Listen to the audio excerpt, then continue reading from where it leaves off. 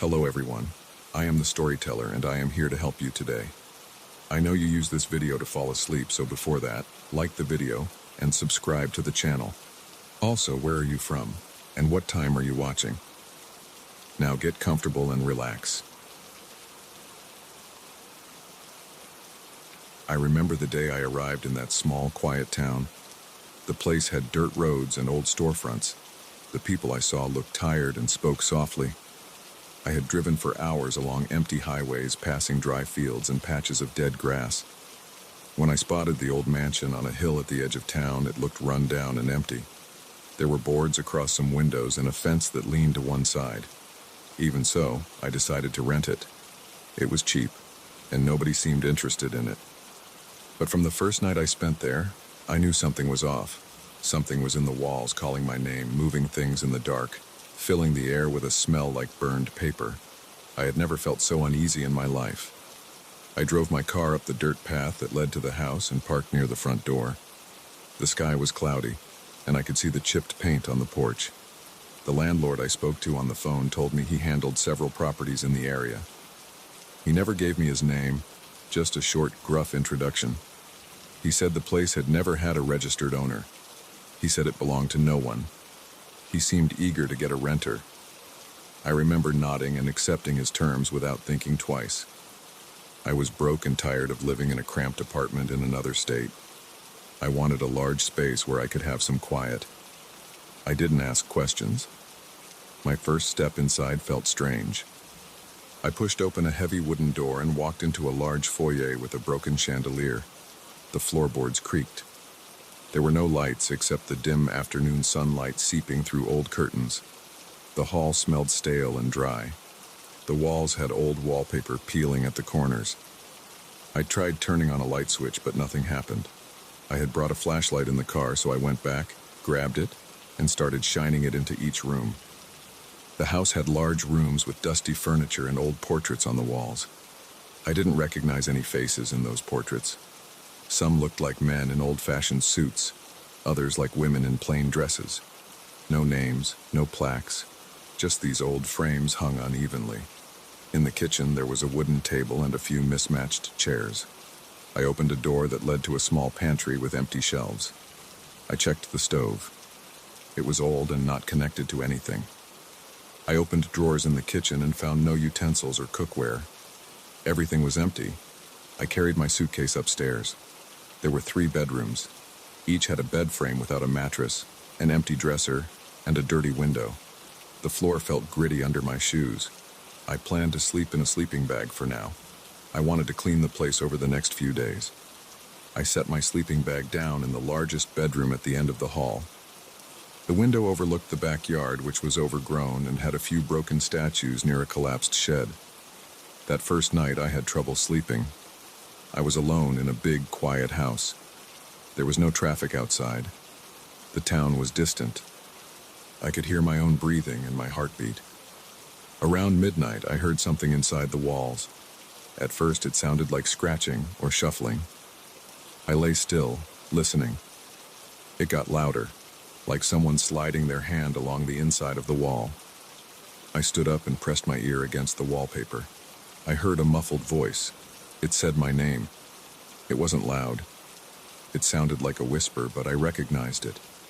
I backed away, feeling my arms tense up. I grabbed my flashlight and looked around. The room was empty, just my bag and a chair I had dragged in from another room. I turned on my flashlight and waited. The voice stopped. I waited for a long time until I finally lay down again and tried to rest, but I didn't really sleep. The next morning I felt tired. My eyes burned and my mouth was dry. I walked through the house, opening windows and trying to get some fresh air inside. The dust floated in the sunlight. I checked the rooms downstairs and noticed something strange. A chair that I remembered leaving against the far wall of the living room was now in the center of the room. I stared at it. I tried to recall if I had moved it before going to sleep. I knew I hadn't touched it. I shrugged, picked it up and set it back against the wall. I thought maybe I had remembered it wrong. I checked the other rooms. Everything looked the same as when I arrived. I decided to head into town and see if I could find a hardware store. I needed light bulbs and cleaning supplies. I also wanted to talk to someone about the house, maybe ask if anyone knew its history. I found a small hardware store on the main street. Inside, it smelled like old wood and metal. The man behind the counter was bald and wore a stained apron. I asked for light bulbs, bleach, and a broom. He raised an eyebrow at me and asked where I was staying. I told him I had rented the old mansion on the hill. He stopped what he was doing and looked at me with a blank face. He said he never knew anyone to rent that place. He said it was always empty. I asked if he knew its history. He shrugged and said he didn't know who owned it. He said it had been around for decades, maybe longer, and that people avoided it. I asked why. He said people heard things in that house.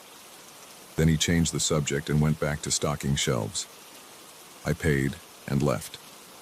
I spent the day cleaning the hallway and dusting the stairs. I replaced a few light bulbs, but half the sockets didn't work. I found a broom in the corner of a closet.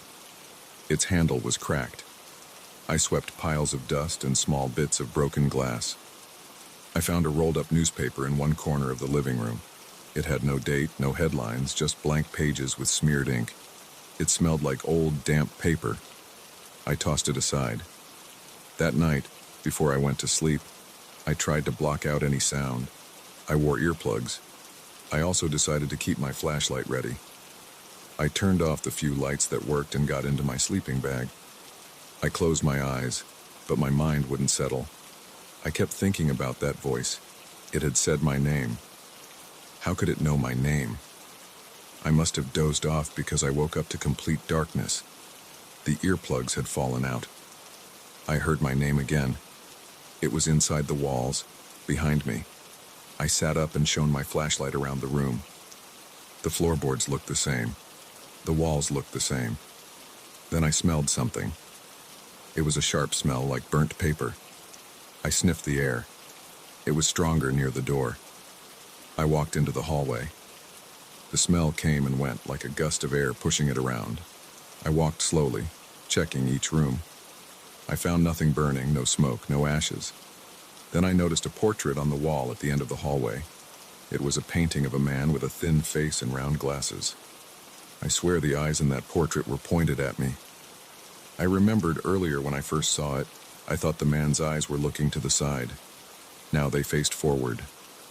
I stood there, holding my flashlight up, feeling my heart beat faster. I stepped closer and reached out to touch the frame. The portrait felt cold. I tapped it. It was solid. I turned away for a second and then looked again. The eyes were still looking straight ahead at me. My stomach tightened. I backed away. I turned and headed downstairs. I didn't want to sleep near that thing. I ended up lying on the living room floor using my jacket as a pillow. I left one lamp on. I didn't sleep well. Every time I closed my eyes, I thought I heard movement in the rooms above me. Something sliding along the walls, whispering. Once I thought I heard footsteps, but when I aimed my flashlight at the stairs, nothing was there. The next day, I searched the house more thoroughly. I checked closets, the basement, and the attic. The attic was empty except for a few boxes of papers. Most were blank or charred at the edges. Some smelled like they had been burned before. I found no old letters, no documents, nothing to explain who lived here or what happened. The basement was just a cold, damp room with stone walls. No sign of any wiring or pipes that might explain the noises. I decided to talk to the landlord again, but I had no direct number for him. I only had the one he used to call me, and every time I tried to call back, nobody answered. When I drove into town and asked around, nobody knew who managed the property. The hardware store guy just shrugged. A woman in the general store said she had never heard of a landlord who rented that place. She said it usually stood empty. She sounded confused when I described the man I talked to on the phone. I drove back to the house feeling frustrated. I tried to stay calm. I forced myself to think logically. Maybe I had dreamed the voice. Maybe I had moved that chair without remembering. Maybe I was tired and hearing things. But then I entered the house and noticed the smell again, like burnt paper. It was in the foyer this time. I followed the smell into a small room off to the side, a room I hadn't paid much attention to. Inside, I found a pile of old books on the floor. I hadn't seen these before. I was sure they weren't there yesterday. I kneeled down and picked one up. The pages were blank and crumbled in my hands. They smelled burnt. I dropped them and backed out of the room. I went upstairs to check the bedroom. My sleeping bag was moved. Instead of lying flat near the window, it was rolled up against the door. I had not done that. My flashlight, which I had placed beside the sleeping bag, was now on top of the dresser. I took a few steps back and felt sweat forming on my forehead. I grabbed my stuff and took it downstairs. I was starting to feel an odd pressure in my head, like a headache building up. I wanted to leave, but I had no place else to go. I didn't have much money. I told myself I would give it one more night, and if I heard anything else, I would pack and sleep in my car. That night, I sat in the living room with the lamp on and tried to read an old magazine I had brought with me. I kept glancing at the hallway. After a while, I heard a creak upstairs. I got up, holding my flashlight, and walked slowly up the stairs. My throat felt dry. I could hear my own footsteps on the wood. When I reached the top, I heard my name again. It was coming from behind the wall near the portrait. I stood there, pressing my ear against the wallpaper. I heard a whisper say my name, over and over, very quietly. My muscles felt tense. I tried pulling on the wallpaper. It ripped easily. Behind it, there were old wooden boards. I shined the flashlight through a small gap. I couldn't see anything inside. I tapped the boards. They sounded hollow. I tried to pry one loose with my hands, but it wouldn't budge. I went back downstairs, breathing heavily. I found a screwdriver in my toolbox and returned to the spot. I wedged the screwdriver into the gap and pushed. One board cracked and fell inward. A wave of that burnt paper smell hit my nose. I coughed. I shined the flashlight into the gap. Inside, there was a narrow space, maybe a foot wide, running along the wall. I couldn't fit inside, but I could see old scraps of paper on the floor of that hidden space. They looked charred and torn. I didn't see anyone or anything alive in there. I called out, feeling stupid. I asked who was there. No response. I backed away from the wall and stood in the hallway, clutching my flashlight. I felt a chill run through my arms. I heard a voice again, but this time it sounded fainter. It called my name once more and then stopped. I leaned against the wall opposite the hole and waited, expecting something to move. After a few minutes, nothing happened. I slowly went downstairs and sat on the sofa. I stared at the front door, breathing slowly, thinking about leaving right now. I decided to check the house records at the local office the next day. Maybe I could find something that explained this. Maybe old tenants had left notes. Maybe there was some logical reason. I slept a few hours on the sofa, waking up at every little sound. In the morning, I drove to town and found the town clerk's office. It was a small, dusty room with old files. The clerk was an older man with a tired face. I asked him about the mansion. He checked his files and said there was no official record of any owner. He showed me a ledger. It had addresses, deeds, names. Where the mansion's address should have been, the line was blank. He said he had never seen anything like that. I asked if anyone had lived there. He said he didn't know. He asked me why I wanted to know. I said I was renting it.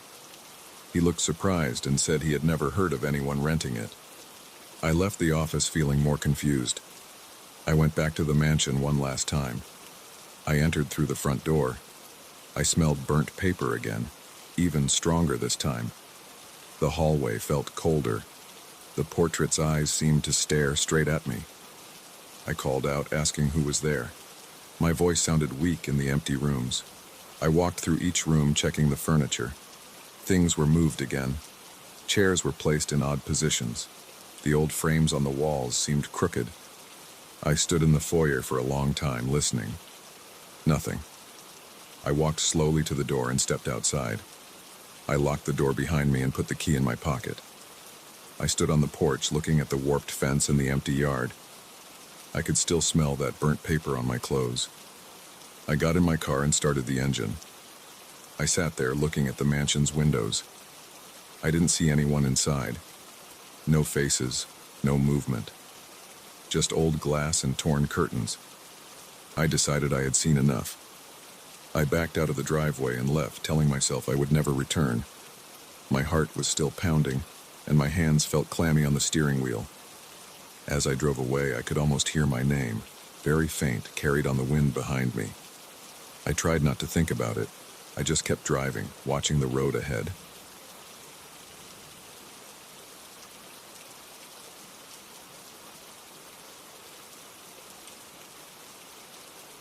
I slammed the door of my car and gripped the steering wheel, staring straight ahead into the dense fog. I breathe in and feel the stale air inside the cabin. There is no traffic, no lights on the horizon, no landmarks except the vague shapes that fade in and out as I crawl forward. I have been driving for what feels like hours. My arms feel stiff and my eyes burn. The engine hums at a low, steady pitch. I can't remember where I started. I can't remember why I am here. I only know that I am alone on this road and something is very wrong. I press the gas pedal and move ahead at a slow pace. The headlights only illuminate a short distance in front of me.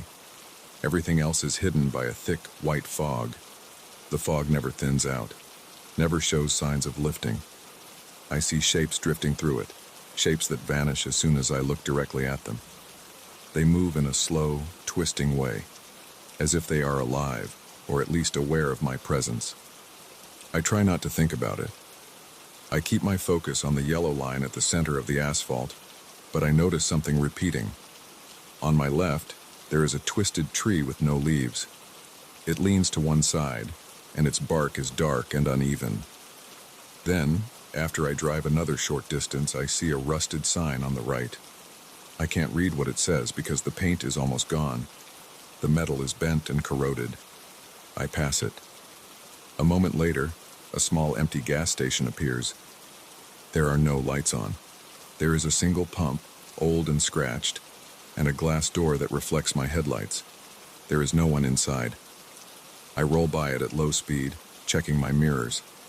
After a few hundred yards, I reach another twisted tree, another rusted sign, another empty gas station. It's the same exact sequence. Tree, sign, station. Then again, tree, sign, station. I feel sweat forming on the back of my neck. My hands are damp. I let go of the wheel with one hand and wipe my palm on my pants. I look at my phone. No signal. The battery icon is fine, but there is no service. The time on the display seems stuck. The minutes are not passing. I turn on the car radio and get static. I try changing stations, but nothing comes through.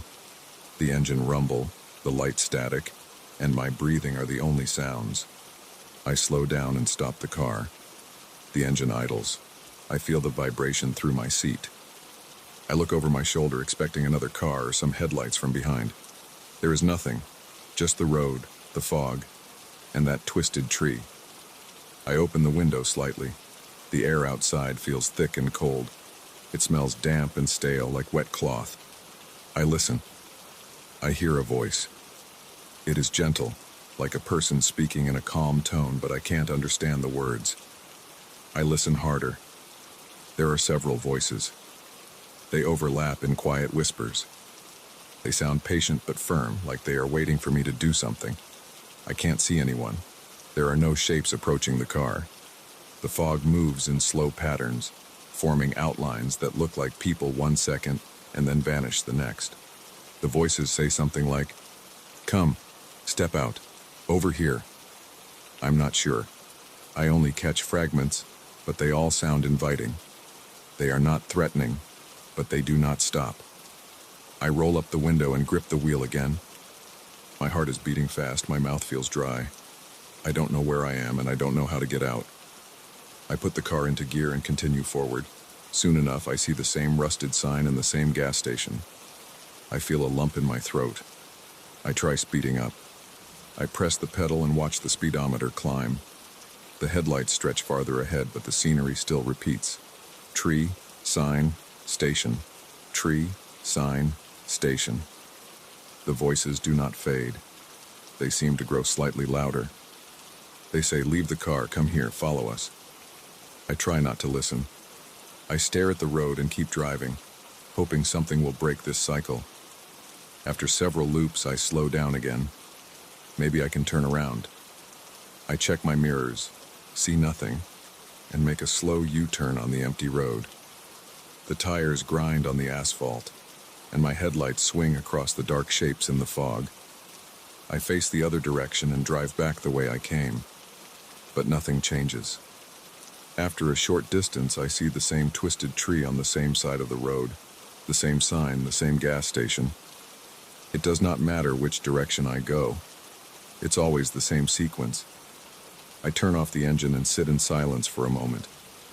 The voices remain. They whisper in a gentle, repetitive way. They say, "Come out. You cannot stay there forever. We will not hurt you. Just come." I feel goosebumps on my arms. I rub my forehead and think about what to do. The car is my only comfort.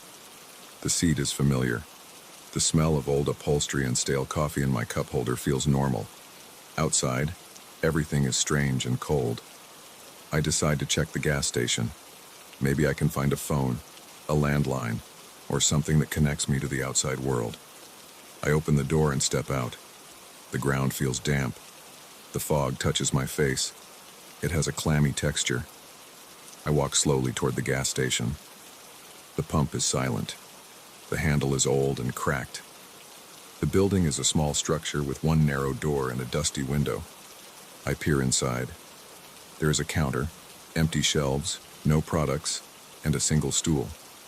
There is no person, no phone, no lights. I try the door.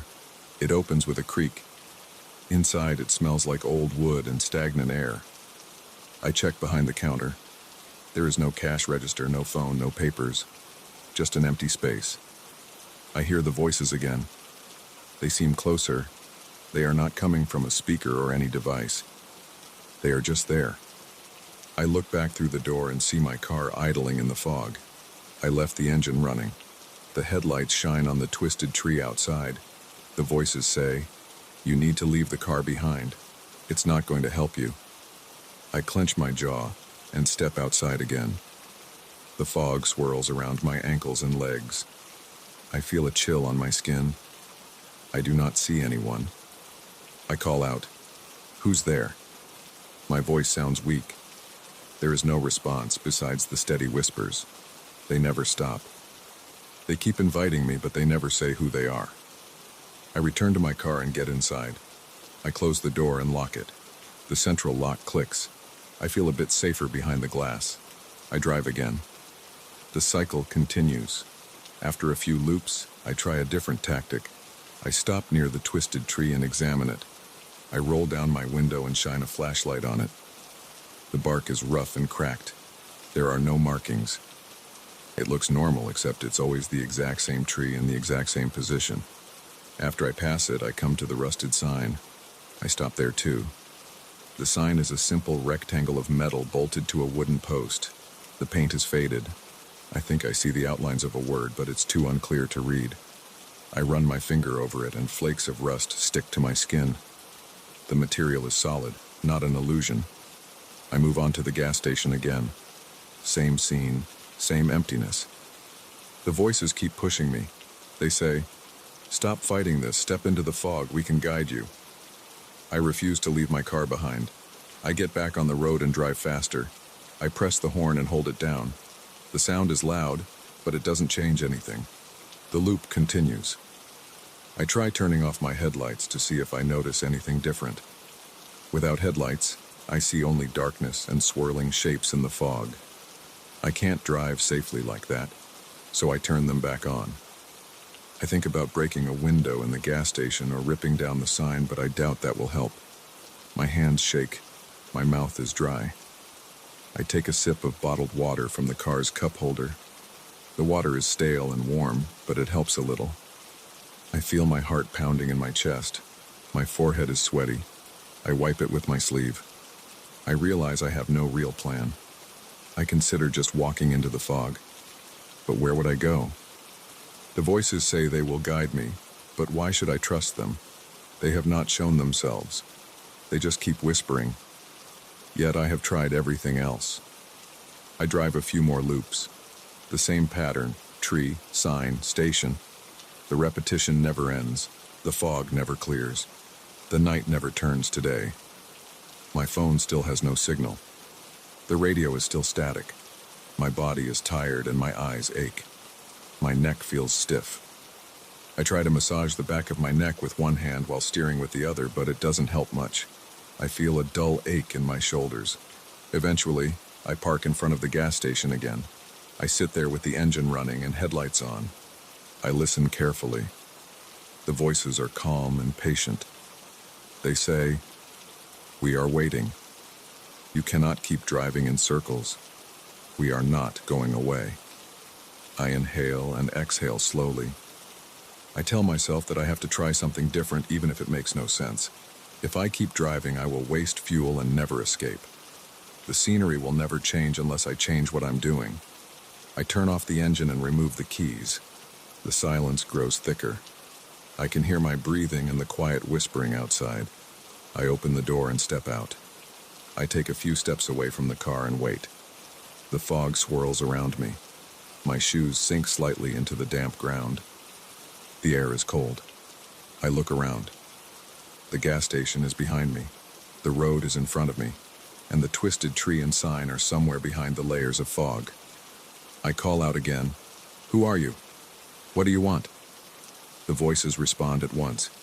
"We will show you. Come forward. Leave the car behind and come this way." The direction is not clear, but the tone is certain. I feel my stomach tighten.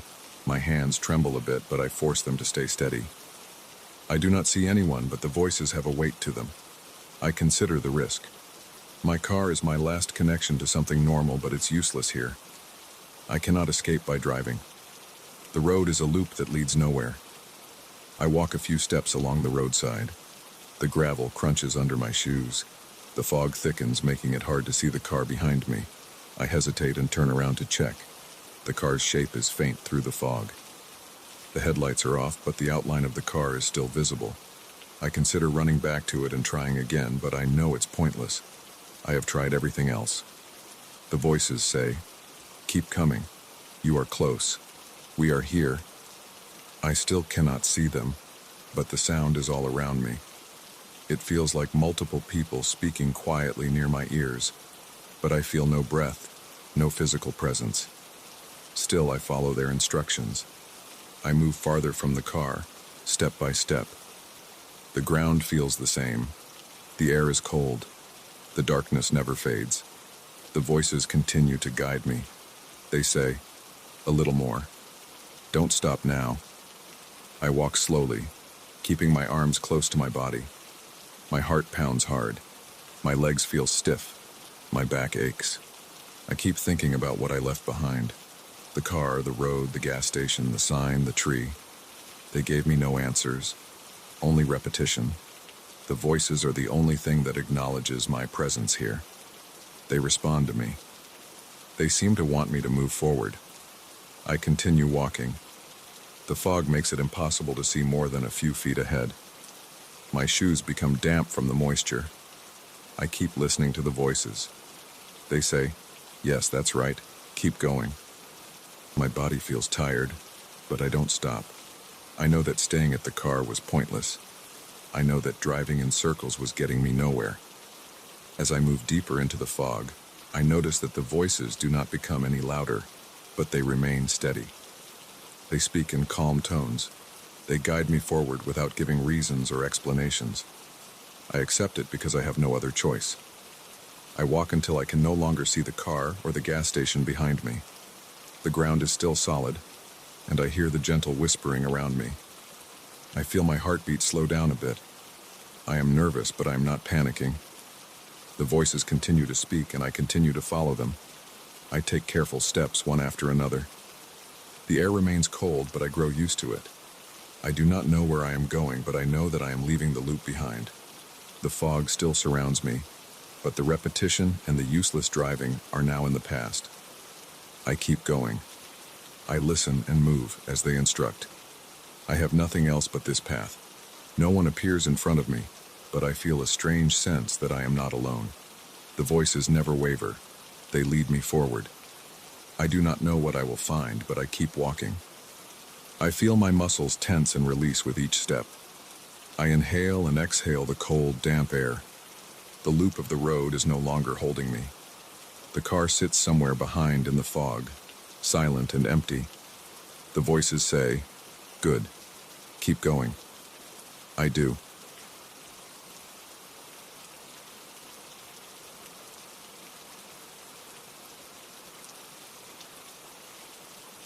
I moved into that old apartment building last week. It's in the middle of the city, close to my new job. I wanted convenience. I wanted a simple place to rest after work.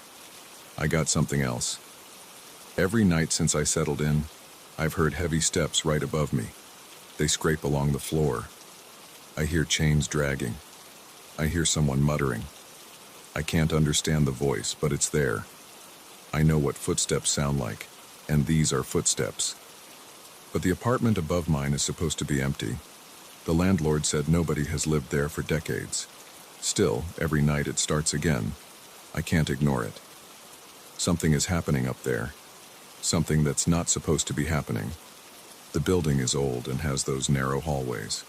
The walls have flaking paint and the wooden banisters feel rough under my hand. My unit is on the 3rd floor. The place above mine is on the 4th. I've tried going upstairs. I went up there on my 3rd night here right after the noises started. I climbed the stairs and stood at the apartment door. I expected to see some old guy ignoring the rules, or maybe some stranger who got a spare key. But the door was locked with a thick padlock. The hallway on the 4th floor smelled stale, like old dust and old wood. There was a small overhead light. It flickered. The door was covered in scratches around the old doorknob. I banged on it. I yelled.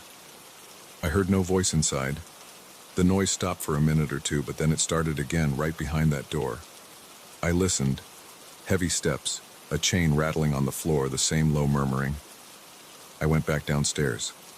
I tried to sleep, but the sound kept going until near dawn. I remember rolling onto my side, pressing a pillow over my ear, my heartbeat tapping in my throat. I felt sweat on my neck. I got up and checked my own door's locks. I walked around my place trying to figure out what to do. Nothing made sense. I kept waiting for it to stop, but it only died down when the sky began to turn gray. I got maybe an hour of sleep that night. The next morning, I called the landlord and asked him to come by. He said he'd swing over in the evening. He sounded annoyed, but I insisted. When I came back from work that day, I smelled something odd. My apartment smelled like burnt incense. I don't burn anything like that. I don't even have candles. It smelled thick and sweet, like something someone would burn in a religious ceremony. I opened all my windows. I walked around, checking the corners. I tried to see if maybe it was drifting in from the hallway or from outside. Nothing. It was just there, lingering. I sat on my couch and stared at the ceiling. That's when I noticed little brownish marks in a corner, right where the ceiling met the wall. I pulled a chair over and stood on it to get a better look. The ceiling is old with peeling white paint and a thin layer of grime, but these marks looked like smudges of dirt. I rubbed my fingertips over them. Dust coated my fingers. The marks didn't form a clear shape, but they looked like something pressed against the surface. I felt stupid and climbed down. I took a wet rag and wiped the area. The marks faded, leaving just the usual dirty paint. That night, the sound started again. I was sitting at my small kitchen table eating a sandwich. It began with a soft thump above my head, then a dragging sound, then footsteps. They were slow but heavy. They seemed to pace back and forth. I got up and stood under the spot where I heard them. The footsteps kept going. Then I heard the chain. It sounded like a metal chain sliding along a wooden floor. The murmuring started soon after. It was a low voice. It sounded like a man talking to himself, muttering words that I couldn't make out. I felt my stomach tighten. I turned off all my lights and tried to listen more carefully. I wanted to know if maybe I could catch a word or two, but it was just a low, continuous murmur, like a prayer or a chant. I grabbed a flashlight and went upstairs again. The hallway was quiet. I tried the door. Locked. I pressed my ear against the wood. I heard the footsteps clearly, right behind that door. I slammed my fist against it. "Hey!" I shouted. "Who's in there?" No answer, just the steps and the chain dragging. I felt goosebumps on my arms. The landlord was supposed to come by soon, but he hadn't shown up yet. I hurried back to my apartment and tried to call him. No answer. I paced around. The smell of incense got stronger. I tried to locate its source. I followed my nose to my bedroom. The smell was heavier there. I turned on the light, looked around. My bed, my dresser, my boxes still unpacked. On the floor near my bed, I saw something new. Dusty handprints. They were not clear, like a perfect imprint, but they looked like dirty smudges shaped roughly like hands. They led from the ceiling corner to the floor as if something had crawled down the wall and touched the ground. I felt my stomach flip. I backed away, breathing fast. I turned on every light. I checked my windows. They were locked. I checked my front door. Locked. I checked every inch of the place. No sign of anyone. I tried to clean the floor, but the dust marks just smeared. I got a damp cloth and scrubbed until the floor looked normal again. But I couldn't ignore what I saw. I stayed up that night, sitting in my living room with the TV on low volume. I heard the noises all night. The landlord never came. The next morning, I went downstairs and pounded on the landlord's door. He lives on the first floor. He answered, looking annoyed. I told him everything. He said the apartment upstairs has been empty for decades. He showed me old paperwork, old keys. He even took me up there. He unlocked the door with a heavy key I had never seen before. The apartment upstairs was empty.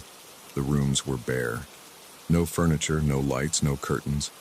Just a dusty floor, cracked walls, and a damp smell. We walked around, checking each corner. I saw footprints in the dust, but they were ours. There were no chains, no signs of anyone. We stood there for several minutes in silence. The landlord looked at me like I was imagining things. I insisted I heard noises. He shrugged and said, maybe it's the old pipes or the wind. He locked the place up again and told me to get some rest. I went back to my apartment. It was daytime. The place felt normal enough. I showered, had some coffee, and went to work. When I returned that evening, I found new smudges on my bedroom floor. This time they were near the center of the room. 2 hand-shaped marks and a faint outline of something that could be a knee or a foot. I looked at the ceiling. The paint looked disturbed, as if something had brushed against it. I felt my pulse quicken. My mouth went dry. I closed my bedroom door and stood in the living room, not sure what to do. I decided to stay out of the bedroom for now. I tried to read a magazine, but I kept hearing soft creaks in the ceiling.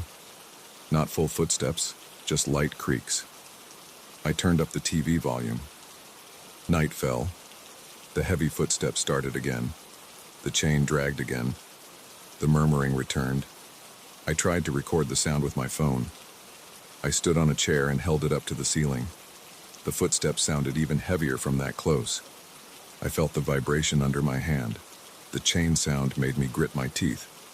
The murmuring was so low that I could barely pick it up, but I hoped the phone would catch something. After a few minutes, I got down and played back the recording. I could hear the footsteps and the chain rattling, but the murmuring was just a faint hum. I forwarded the recording to the landlord. He didn't reply that night.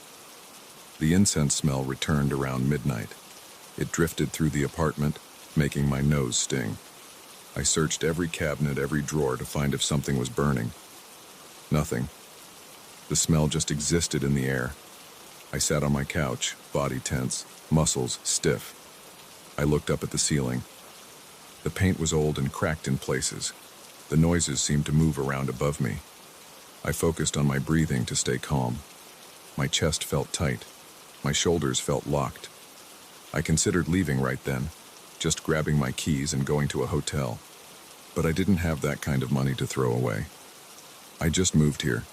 I had paid the deposit and the first month's rent. I needed to deal with this. I decided to wait it out a bit longer.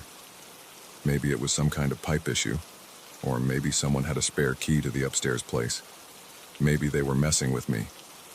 I waited until the noises died down in the early morning. I barely slept. When I woke up, I felt exhausted, my eyes sore and dry. That day after work, I spoke to a neighbor on my floor. She was an older woman who had lived there for a long time. She told me that years ago someone lived upstairs, but that person left decades ago. She said nobody had set foot in there since. She knew of no one with a key besides the landlord. I asked if she ever heard anything at night. She shrugged and said she sometimes heard strange noises, but she always thought it was the old pipes or the wind outside. I noticed she avoided looking me in the eye. I thanked her and left. I didn't learn much. I went back to my apartment and kept all the lights on. I searched every inch of my rooms, checking for hidden openings in the ceiling or walls. I climbed on chairs, tapping the ceiling with a broom handle. At one spot near where I found the first dusty marks, the ceiling sounded hollow. I studied that area carefully. There was a slight gap in the corner molding, as if someone had removed a piece of wood and put it back loosely. I tried to pry it open with a screwdriver. The wood shifted a bit. Dust fell into my eyes. I stepped down and wiped my face. My heart beat faster. The smell of incense got stronger again, as if opening that gap let more of it seep in. I decided to try again. I pushed the screwdriver harder. The piece of molding came loose, revealing a small gap between the ceiling and the attic or some upper crawl space. I shined a flashlight inside. I saw dust floating. I saw old wooden beams. Nothing else. I couldn't fit my head in. I tried anyway, tilting my head sideways and shining the light. I caught a glimpse of something that looked like a metal chain looped around a beam, hanging there. I froze. My hand shook. I tried to get a better angle, but a puff of dust made me cough. I pulled back, eyes watering. I paced around thinking about what I just saw, a chain in the ceiling space. Someone had to have put it there. Maybe that's what I was hearing. But why did it sound like footsteps? And what about the handprints? I sat in the living room and waited for nightfall, keeping my flashlight and phone ready. When the noises started, I rushed into the bedroom and pressed my ear to the gap.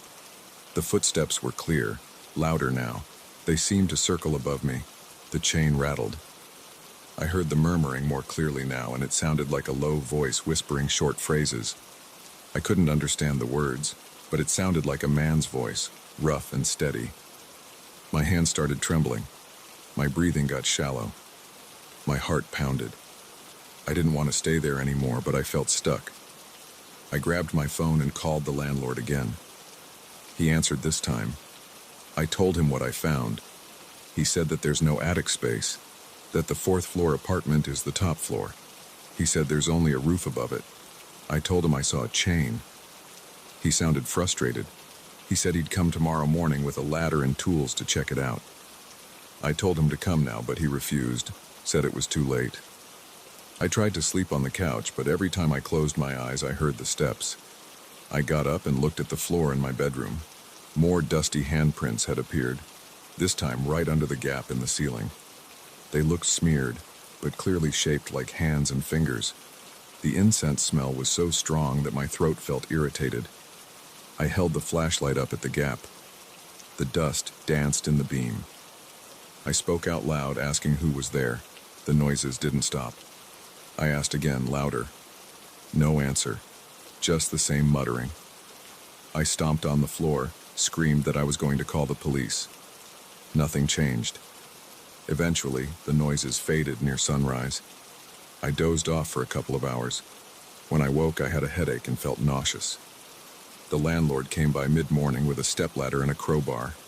We went up to the empty apartment above mine. The door creaked as he opened it. The space looked the same as before, just dust and empty rooms. He climbed up where the ceiling met the roof beams and tried to find any crawl space. He couldn't find anything. He banged on the beams, shined a light, and saw no chain. He asked me what I was talking about. I told him about the gap in my apartment ceiling. He looked at me like I was crazy. We went back down. I showed him the gap. We opened it together. He climbed the ladder and stuck his head inside with a flashlight. He said he saw nothing but wood and dust. No chain, no objects. I insisted he check more carefully. He put his hand inside and touched around. He pulled out a handful of dust and some small splinters of wood. Nothing else. I said there was a chain. He said I must have imagined it. I felt my face grow hot. I knew what I saw. But he just shrugged. He told me that the building is old, that it makes weird noises. He didn't know what to say about the incense smell or the handprints. He told me to clean my place and maybe hire someone to repaint and fix the ceiling. He left, shaking his head. I stood alone in my apartment, feeling shaky. I felt the tension in my neck and shoulders. I felt a dull ache in my stomach. I still smelled incense. I checked the floor again. The handprints were faint, but I could still see traces. I wiped them away. Then I went to the hardware store and bought a bunch of wood and nails. I decided to seal that gap myself. I spent the afternoon hammering a thick piece of wood over the opening. I sealed every crack. I put duct tape around the edges. I made sure nothing could come through. That night, I waited. The building creaked. The wind blew outside. The city traffic hummed. I listened carefully. I waited for the footsteps, the chain, the murmuring. Hours passed. Nothing. The incense smell was gone. I touched my ceiling. It felt solid. I finally fell asleep on my couch, exhausted. In the morning, I checked my floor. No new marks.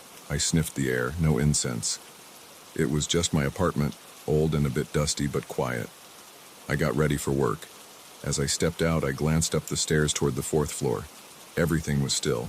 I locked my door and left. I didn't know if it was really over, but at least for now, things seemed normal.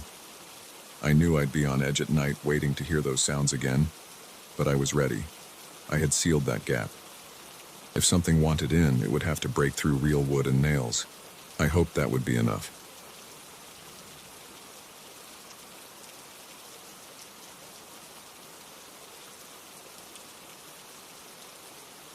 I remember the silence.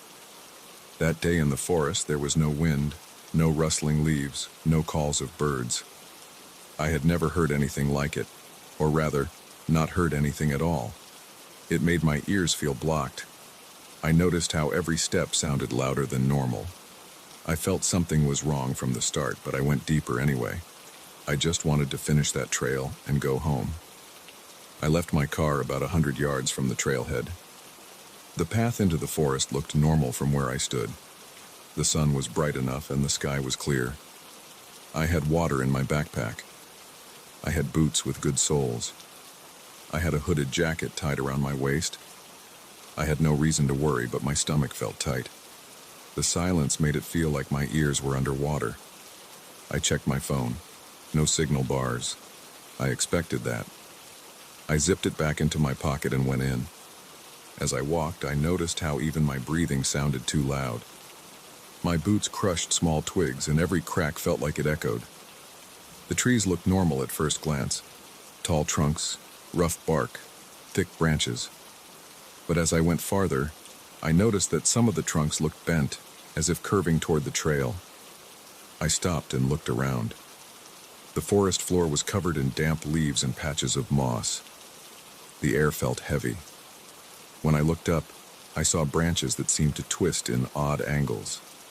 I heard nothing. No wind. No small animal movements. I tried to shake it off. I kept walking. My intention was to follow the trail for a couple of hours, then turn back. I had done similar hikes before. This one was supposed to be easy, but after about 20 minutes, I realized the silence was growing denser. I had no sense of time beyond my watch, and I started checking it more often. I stopped again. I held my breath. I tried to hear something, anything. Nothing. It made me feel uneasy.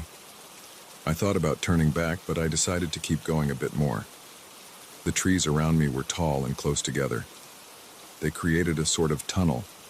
I could still see sunlight above, but it looked pale and cold. I noticed something strange about the shadows. They seemed to move in a way I couldn't explain. When I took a few steps, I saw my own shadow stretching and shifting. The shadows of the tree trunks seemed to reach out over the ground. I tried to ignore it. I focused on the path. The dirt was dark and damp. My boots left clear prints behind me. At least I knew I could follow them back if I got lost. I swallowed hard. My throat felt dry, so I took out my water bottle and drank. My swallow sounded loud and uncomfortable. I put the bottle back. I took a few more steps. My head jerked to the left when I thought I heard something. I waited. Nothing. Just silence. I exhaled and kept moving. After a while, I saw something that made me stop. I saw that one of the tree trunks ahead looked like it was bending forward as if leaning toward the path. I stared at it. The bark was cracked and covered in moss. I stepped closer. When I reached out and touched it, it felt damp and cold. It didn't move. I realized it was just my mind playing tricks. I turned around and checked behind me. The trail looked empty, just the same trees and silence. As I kept going, I felt a growing pressure in my head. My forehead was tense. My shoulders ached. I tried to relax them. I thought about humming a tune, but the silence made me hesitate. I didn't want to break it. I didn't know why. I just felt that if I made a sound, something would hear me. That thought made no sense, but it stuck with me. I moved forward, step by step. My boots crushed leaves and small sticks. Each sound reminded me I was alone. I shifted my backpack straps and felt sweat under my arms. The silence made the forest feel like an empty room with no furniture. I kept looking around, expecting something to move, a bird or a squirrel, but I saw nothing. After walking for maybe 30 minutes, I thought I heard a voice. I froze. It came from my right side, beyond some ferns and thick bushes. It sounded like someone saying my name, just a faint, low whisper. I stood still and stared at the bushes. There was no sign of anyone there. I took a few steps toward them. I parted some branches with my hands, looked inside, saw only moss, wet soil, and old sticks. I listened again. Nothing. I waited. My heart was beating harder. I backed off and returned to the trail. I tried to calm down by focusing on the details in front of me. The texture of the bark, the wet smell of the leaves, the faint odor of damp earth. I heard my own heartbeat in my ears. The silence outside made me more aware of my body sounds. I scratched my chin. I pressed my lips together.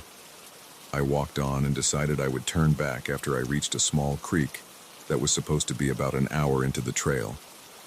I kept my eyes on the ground, just following the path, trying not to look around too much. But my eyes drifted up again and again. I saw shapes in the corners of my vision. When I turned to look directly, I only saw trees. There was a growing feeling that I was being watched. I tried to ignore it, but it got stronger. I felt it on my neck, like the warmth of a stare. My scalp felt tight. I wiped sweat from my forehead. I kept walking, faster now. My breathing grew uneven. The sound of it filled my ears. Then I saw the figure. At first, I thought it was another hiker. It stood far away, to the left, behind some thick branches. It looked tall and wore something dark, maybe a hooded jacket or a long coat. It did not move. I stopped and stared. I waited for it to call out or wave. It did nothing. I raised my hand as if to greet it, but it remained still. I could not see its face. There was no detail, just darkness under the hood. I shouted, "Hey!" My voice sounded strange. My throat felt dry, and the sound seemed to vanish into the silence. The figure did not react. I shouted again, louder, asking if they needed help. No movement. Nothing. I took a few steps forward, off the trail, pushing aside some smaller branches. When I reached the spot where I thought the figure stood, I saw no one. There was only a patch of moss and some thick roots protruding from the ground. I turned back to the trail. My legs felt shaky. I did not like this at all. I decided to speed up and reach that creek. I wanted to hear something normal, like the sound of running water. The silence was driving me crazy. As I continued, I started to feel lightheaded. I think I was breathing too fast. I forced myself to slow down and breathe through my nose. The silence remained total. My footsteps sounded louder. I checked my watch. I had been walking for about 45 minutes. I expected to hear the creak soon. Still nothing. I kept going until I noticed something else. Some of the trees had odd marks on them. I saw faint scratches and stripped bark. I ran my fingers over them. They felt rough and uneven. I didn't know what caused them. No smell of sap or resin, just cold, damp bark. I looked around. The marks were on several trees on both sides of the trail. They formed no pattern I could understand. I thought about the figure I saw earlier. Maybe it was just my imagination, but it felt too real. I looked around more carefully as I walked. I stopped every few steps and scanned the forest. Eventually, I saw it again. This time, it stood behind a tree far ahead. I could only see part of it. The hood and maybe a shoulder. I could not see arms or legs. I moved closer, slowly. As I approached, I kept my eyes on it. I wanted to see if it moved away. It did not. It just stood there. When I got close enough to see the details, it was gone again. Nothing was there. Just a trunk and some branches. I felt a chill run down my back. My palms were sweating. I took off my jacket from my waist and put it on. I rubbed my arms. The silence pressed on me. I shouted again, just noise, hoping for an echo. Nothing came back. I kicked a stick out of frustration. I just wanted to find the creek and then turn back. I began to jog. The trail was not steep, but the ground was uneven. I had to watch my step. I tripped on a root and fell on my knee. I groaned and stood up. My pants got dirty with damp soil. I brushed them off. My knee hurt, but it was not serious. I took a sip of water. The bottle felt cold in my hand. I kept moving. After some minutes, I noticed something up ahead, a slight movement of branches. I held my breath and watched. There was no sound. The branches swayed, but there was no breeze. It stopped after a few seconds. I approached the spot and saw nothing unusual, just leaves and bark. I started feeling desperate for some normal noise. I thought about tapping the trunks. I picked up a small stone and hit a trunk with it. It made a dull sound. It felt pointless. I kept going. After another 10 minutes, I saw the figure again. This time, it was to my left, about 20 yards away, standing between two thick trunks. The hood was pulled low. I saw no face. I shouted for it to come out. I yelled that I was just passing through. The figure did not respond. I stepped closer, pushing through low branches that scratched my jacket and arms. I felt leaves brushing my face. When I reached the spot, it was gone again. No footprints, no broken twigs, nothing. My heart pounded harder. I decided I would not go any farther. I turned around and started back. I wanted out. I wanted my car. I wanted to hear the engine and the tires on gravel. As I retraced my steps, I tried to follow my footprints. They were there, but fainter than before. The silence continued. I looked back several times, expecting to see the figure following me. I saw no one, but I felt that stare. It made my shoulders tense. I rolled them to release the tension, but it did nothing. I walked fast. My legs ached. My lower back hurt from the tension. I checked my watch again. I had been out for maybe an hour and a half total. I should have been back at the car in less than that. I pushed on, watching for the curved trunks that I saw earlier. They looked familiar. I recognized some mossy stones. I recognized a broken branch on the ground. Good. I was on the right path. As I moved closer to the trailhead, I noticed that the silence did not break. Not a single bird, not a single gust of wind. My ears felt odd, as if they were ringing. I tried to pop them by swallowing. It helped a little. At some point, I saw the figure one last time. It stood straight ahead, right in the middle of the trail. This time, it was not hiding behind branches. I stopped about 30 yards away. The figure did not move. I could see that it was tall and wore a hooded garment that reached down below the waist. I shouted again, but it stayed silent. I felt my knees tremble. I raised my arms and said I was leaving. I said I didn't want any trouble. My voice sounded shaky. I took a step forward. The figure remained still. I took another step. Still no movement. I considered rushing it, but the silence made me hesitate. I moved slowly, one step at a time. When I got close enough to make out more details, I saw that the inside of the hood was completely dark. I held my breath and reached out with my hand, shaking, to touch the figure. The moment my fingertips should have made contact, I felt nothing. My hand passed through empty air. The figure vanished as if it had never been there. I stumbled forward and almost fell on my face. I looked around. Nothing, just the trail and trees. I stood there, breathing hard, sweating, my heart pounding. I wiped my face with my sleeve. My entire body felt tense and sore. I turned and hurried toward the exit. I knew I didn't have much farther to go.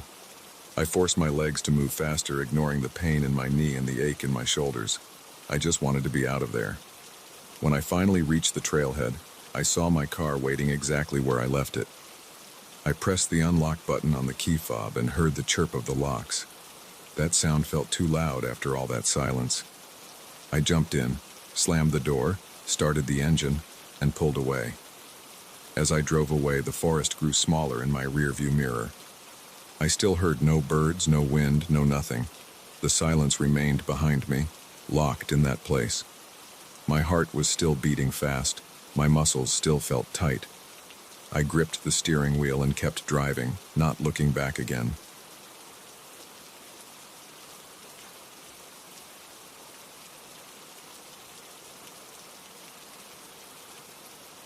I never expected to hear anything coming from the attic. I had been living in this semi-attached house for about 2 months. The other unit had been empty for as long as I'd known. The realtor told me there was no neighbor. The windows on that side were always dark and no one ever came in or out. Late one night, I woke up because of a strange sound above my bedroom. It was a soft tapping at first, but it made no sense. There should have been silence. That night, I stood there in the dark, looking up at my ceiling, trying to figure out what was making that noise. Within a few days, the noise became louder. It turned into scraping and shuffling. I decided to go up there and see for myself. I climbed the folding stairs to the attic, holding a small flashlight in my right hand and an old wooden baseball bat in my left. I don't know what I expect. Maybe a raccoon or some old pipes rattling in the wind. The air inside the attic is stale. I can smell dust and old wood. There are a few cardboard boxes scattered around, none with any writing on them. I see a small dresser pushed against the shared wall, the one that divides my home from the empty unit next door. The wall on that side looks old and rough, as if it hasn't been painted or cleaned in a long time. There is a thin layer of grime on the floor. I run the flashlight beam around. I see nothing unusual, just old boards, some insulation, a low ceiling with exposed beams, and this dresser. I approach it. The dresser is short and has 3 drawers. I try the first drawer. It slides open with a dry scratch. It's empty. The second drawer is the same, the third drawer as well, no clues, nothing inside. I notice something leaning against the dresser on the floor. It's a mirror. It's not large, maybe 2 feet wide, 3 feet tall, with a dark wooden frame covered in dust. I wipe it with my sleeve. The glass is cloudy. I lift the mirror and angle it toward the light. The reflection is not right. I see my flashlight beam. I see my own face, but behind me I don't see the cardboard boxes. Instead, I see a bare attic room with no boxes, no dresser. It looks like a different attic. In the reflection, the beams look older and the walls have cracks I can't see behind me. My heart beats faster. I turn around and double-check. Behind me are the boxes and the dresser. I look back at the mirror. The scene is different again. I hold the mirror closer to my face and stare into it. My breathing is shallow and my palms are sweaty around the flashlight handle. I think I see something move in the reflection. A shape. It looks like a person standing in that other attic. This person is far in the background in a darker corner. He wears a black hat with a wide brim. He doesn't move much. He just stands there, watching. I can't see his face. I feel my stomach tighten. I lower the mirror and look behind me again, shining the flashlight into every corner. Nothing. Nobody else is here. I raise the mirror again. The person in the reflection is still there. He is standing closer now. I take a step back. My boots scuff against the rough floor. The sound is dull and heavy. I feel a chill on my neck. I don't want to call the police. What would I say? I'm seeing a weird reflection in a dusty mirror? That's ridiculous. I decide to put the mirror back where I found it. I set it gently on the floor next to the dresser and leave the attic. I don't sleep well that night. I lie in bed listening to every creak in my house. The tapping returns around 2 a.m., right above me. I pull the blanket higher, trying to ignore it. The noise grows louder, turning into scratching. I get up and turn on the lights. The noise stops. I stand there in my boxers, breathing through my mouth, feeling my heart thumping in my chest. I tell myself it's just the house settling, but I don't really believe that. The next morning, I open the door to the other unit. It's not locked. The real estate agent said no one owned it right now, but maybe they forgot to secure it. Inside, it's empty. No furniture, no carpets, just bare floors and white walls. I check every room. It's all vacant. No sign of anyone. I even find the attic access panel. It's painted shut. No footprints on the floor. Nothing. I close the door and return to my side of the house. That afternoon, I decide to return to my attic with better lighting. I bring a work lamp with a long extension cord. When I get up there, I plug in the lamp and flood the space with a harsh yellow light. Now I can see every corner clearly. The boxes are still where I left them. The dresser is unchanged.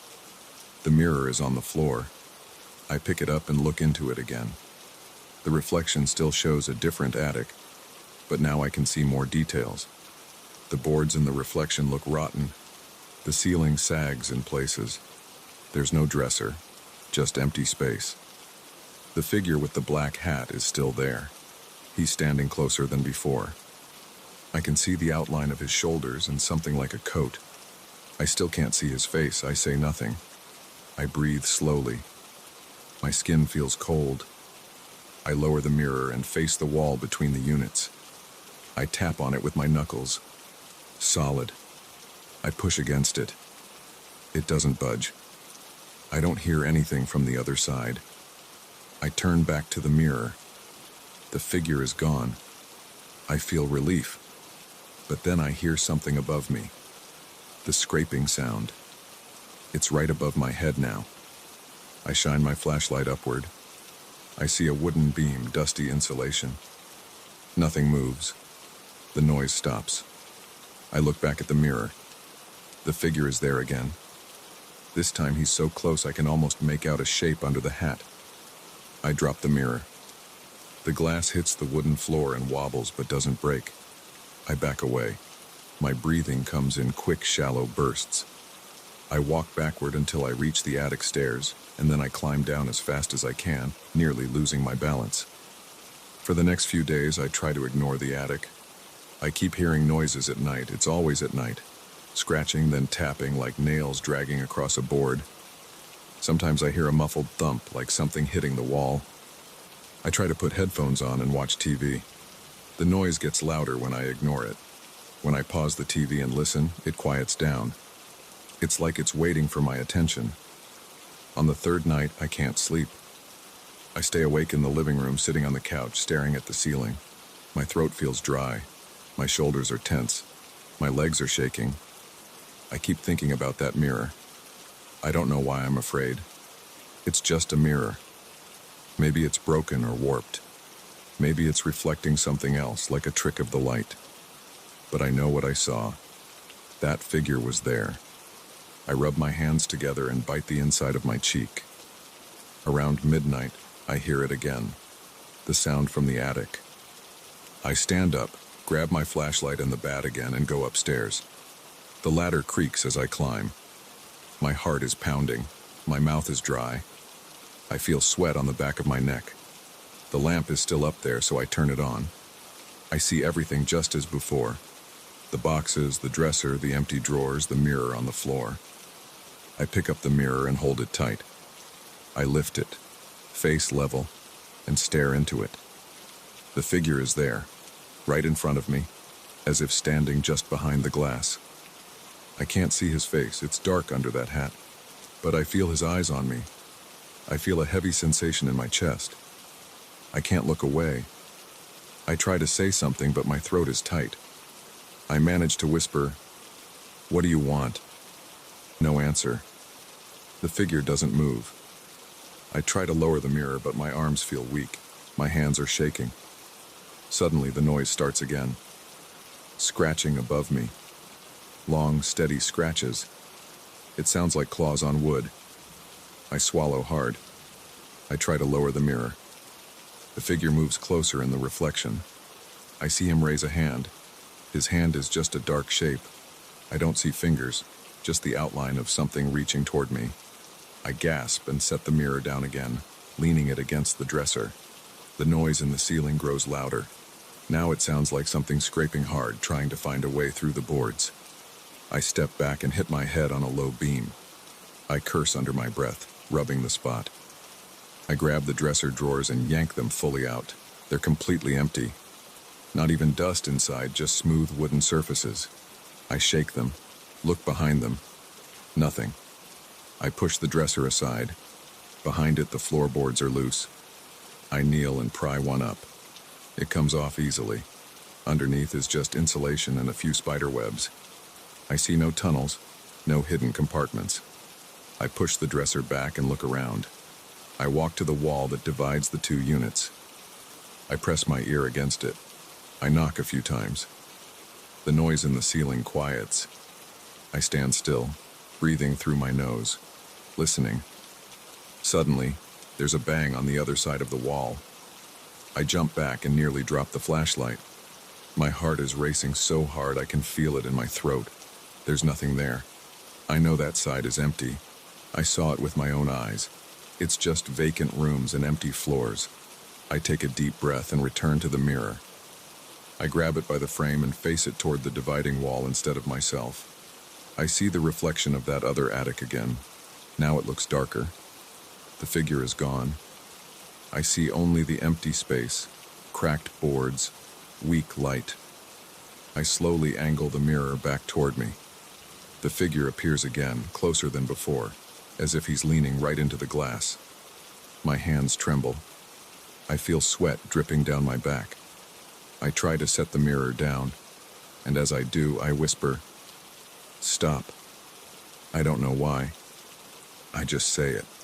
The noise above returns, sharper this time. It sounds like something dragging a hard metal edge across the wood. The sound makes my teeth clench. I feel a headache forming behind my eyes. I position myself under the spot where I hear the sound. I tap on the ceiling with the baseball bat. "Stop." I say it louder this time. The noise pauses, then resumes even louder. The entire attic feels hostile now. I just want to get out. I grab the mirror and tuck it under my arm. I turn off the lamp and head down the ladder with it. The mirror's frame presses into my ribs as I climb down. In my bedroom, I lean it against the wall and stare at it under normal light. I see myself, and behind me, my normal bedroom. No strange attic, no figure, just me and my furniture. I exhale and laugh a bit, feeling relief. Then, late that night, I hear it again. The scratching, the roof above my bedroom. It's worse than before. I jump up and stand in the dark, listening. The sound is almost frantic. I switch on the light. The noise lowers in intensity but doesn't stop completely. It's like something is trapped and wants out. I feel panic building in my chest. I rush to the attic again. This time I leave the mirror downstairs. I climb up quickly, shine the flashlight everywhere. Empty. No changes. I yell at the ceiling, "Leave me alone." My voice echoes slightly. The noise stops for a moment, then starts again, softer but steady. I go back down and grab the mirror. I bring it up again. I want to see if the figure is still there. I shine the flashlight on the mirror and lift it. The reflection is the other attic. The figure stands in the center holding something. I can't tell what it is. It looks like a long, narrow object. He raises it slowly. I feel a knot in my stomach. I try to ignore him. I look away from the mirror and stare at the wooden floor. The scratching sound intensifies. I look back. He's closer. I shake my head and lower the mirror, pressing it against my chest. The sound calms down slightly. I realize that every time I pay attention to him, the noise changes. When I try to ignore him, it gets worse. When I face him, it stabilizes. I don't want to keep looking at him, but I have no choice. I lift the mirror again. He stands there, motionless, black hat tilted forward. I speak quietly, my voice shaking. I see you. The noise slows down. I say it again. I see you. The scratching becomes a faint tap. My legs feel weak, but I keep standing. I hold the mirror and breathe slowly. My hands hurt from gripping the frame. I feel a draft from somewhere. The attic door behind me is open. I can smell the dust and wood. The figure in the reflection doesn't move. I stand there for a long time, just looking at him, waiting for something to happen. Finally, I lower the mirror and place it face down on the attic floor. I hear a muffled scrape above. I pick the mirror up and hold it toward the attic's far corner. The reflection still shows that other place. The figure is gone. I listen. Silence. I stand there for at least 5 minutes, my heart pounding, my face hot. I put the mirror into a large cardboard box. I close the box and push it to the corner of the attic. I go downstairs. That night I sleep with the television on. I don't hear any scratching. I don't hear tapping. Just the muffled noise of some late-night talk show. In the morning, I open the attic and peek inside. It's quiet. The boxes are there, the dresser is there, and the sealed box with the mirror inside is there. The ceiling looks normal. I close the attic and lock it with a small latch I installed on the inside frame. That night, no sounds come from above. I stay in that house for a few more weeks. Sometimes I hear a faint tapping, but when I go to check, nothing is there. I never open the mirror's box again.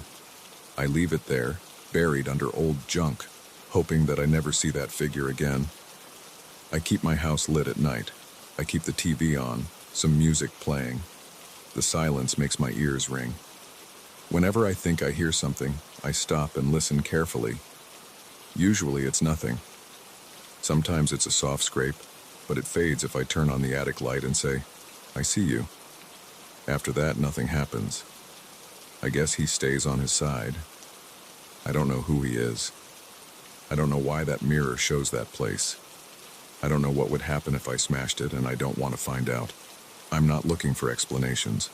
I just want to live here without that noise, without that feeling that someone is watching. For now, it's quiet enough. I can handle that.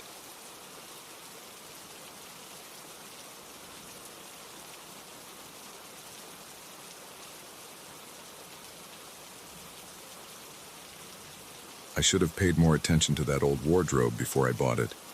I noticed something off about the mirror inside from the start, but I thought it was just old glass and a bit of wear. Now, a few weeks later, I wish I had never set eyes on it. Every time I open those doors, I see something wrong with the reflection. It never matches my face. It moves on its own. It's always showing details I can't explain. It's like it's watching me, waiting for me to do something. I'm not making this up. I'm going to tell you everything, and I swear I'm not exaggerating. I just don't know what else to do. I first saw the wardrobe at a local antique shop. The place smelled like dust and old paper. The owner barely spoke. I remember he had a habit of tapping his fingers on the counter. I walked in because I needed a place to store my clothes. I live alone, in a small house with creaky floors and thin walls, and my bedroom closet doesn't hold much. The wardrobe was taller than me, carved wood, heavy doors, and a mirror inside, attached to the interior surface of one door. The price was lower than I expected, so I bought it. I hired a couple of guys to deliver it. No kids around, no neighbors helping, just a quiet afternoon. I put it in my bedroom, right across from my bed so I could see it when I woke up. It seemed like a nice, solid piece of old furniture, nothing more. The first time I noticed something strange was the day after I got it. I opened the doors to hang some jackets. The mirror was there, of course, but I remember looking at it and feeling confused. My face looked wrong. It's hard to explain without sounding dramatic, but it looked like my mouth was curved up even though I wasn't smiling. My actual face was neutral. I touched my lips, and they were in a straight line, but in the mirror, I saw a slight grin. It was small, but it was there. I closed the doors and walked away, thinking it was a trick of the light. That night, before I went to sleep, I looked again.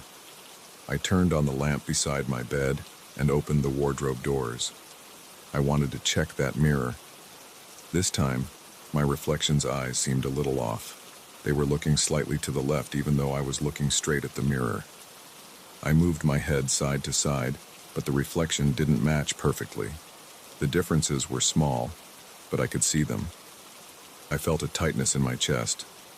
I shut the doors hard, got under the covers, and tried to ignore it. Over the next few days, the strange differences got worse. One morning, I opened the doors and saw that the reflection was wearing something else.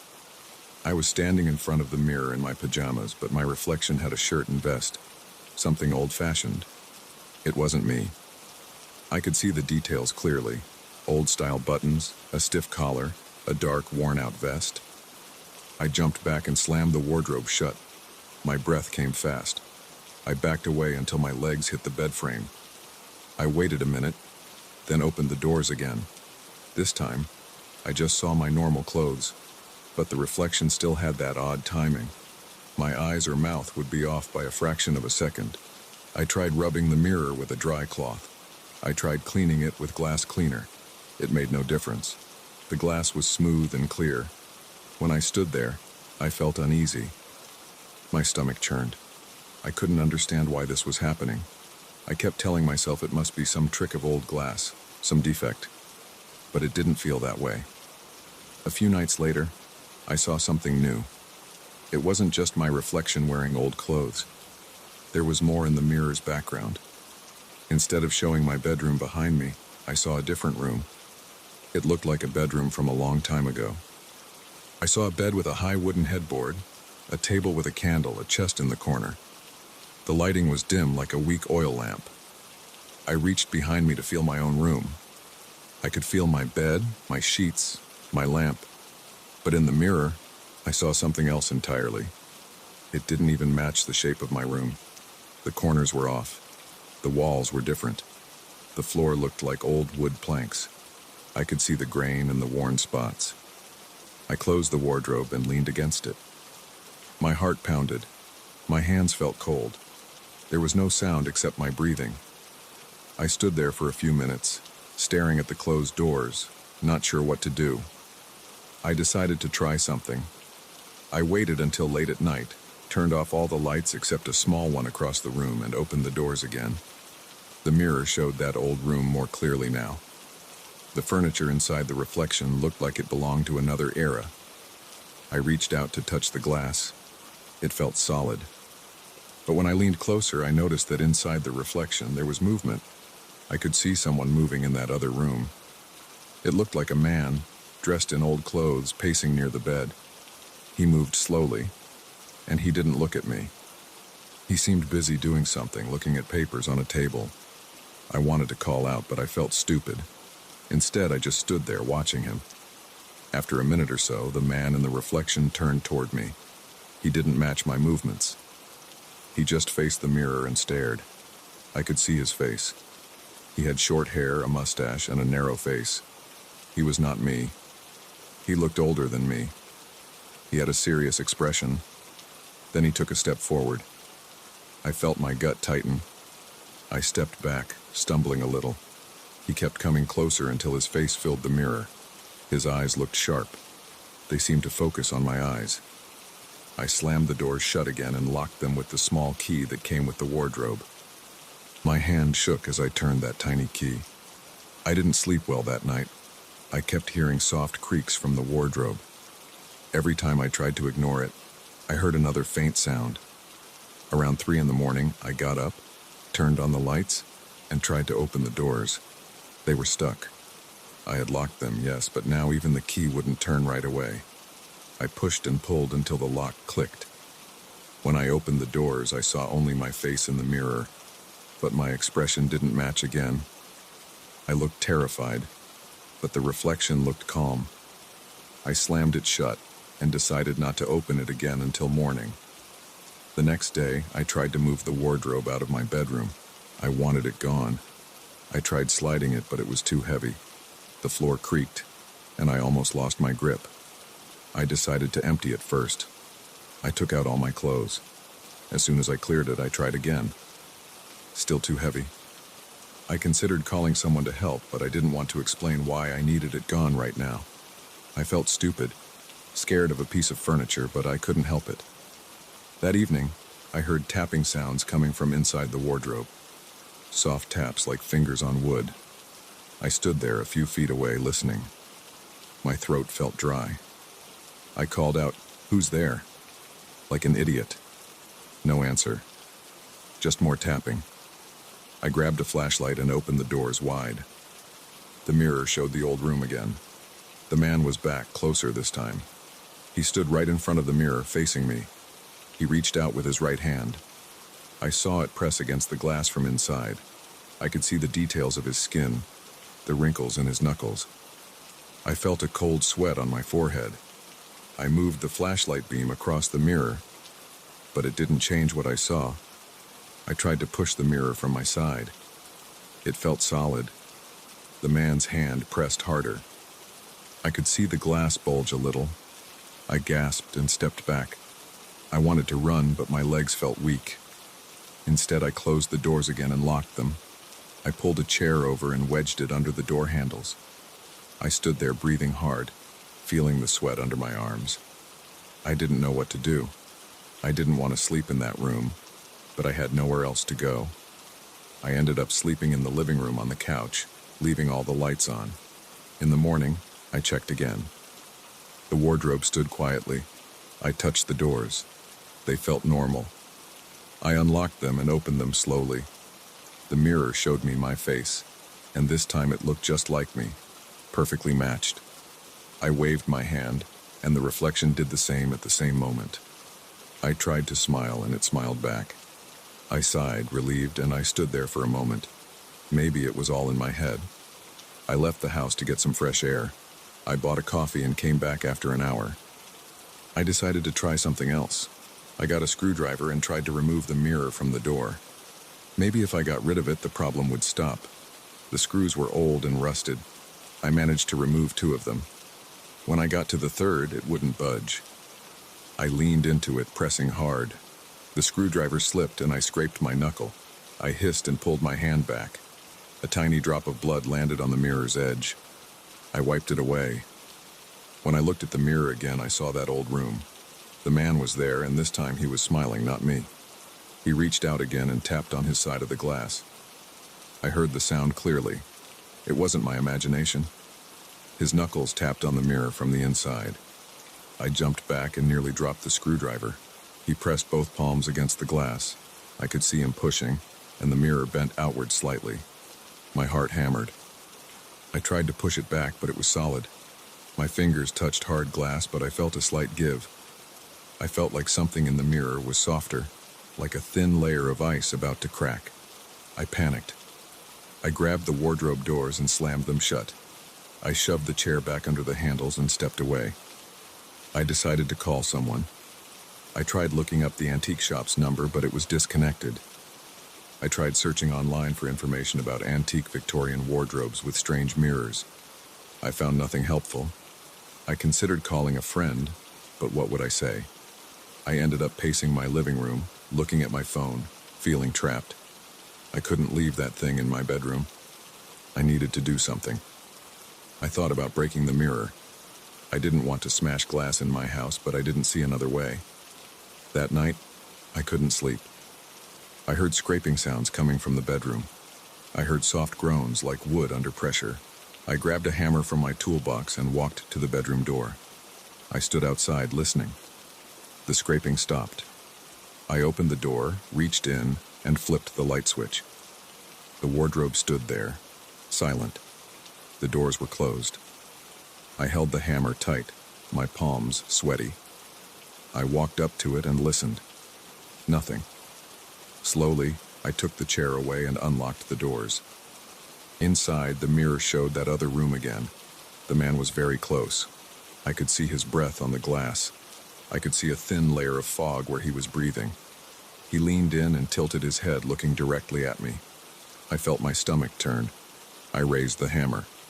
I said, "Stop," even though I knew he couldn't hear me. He grinned. Then he lifted his hand and placed it flat on the glass.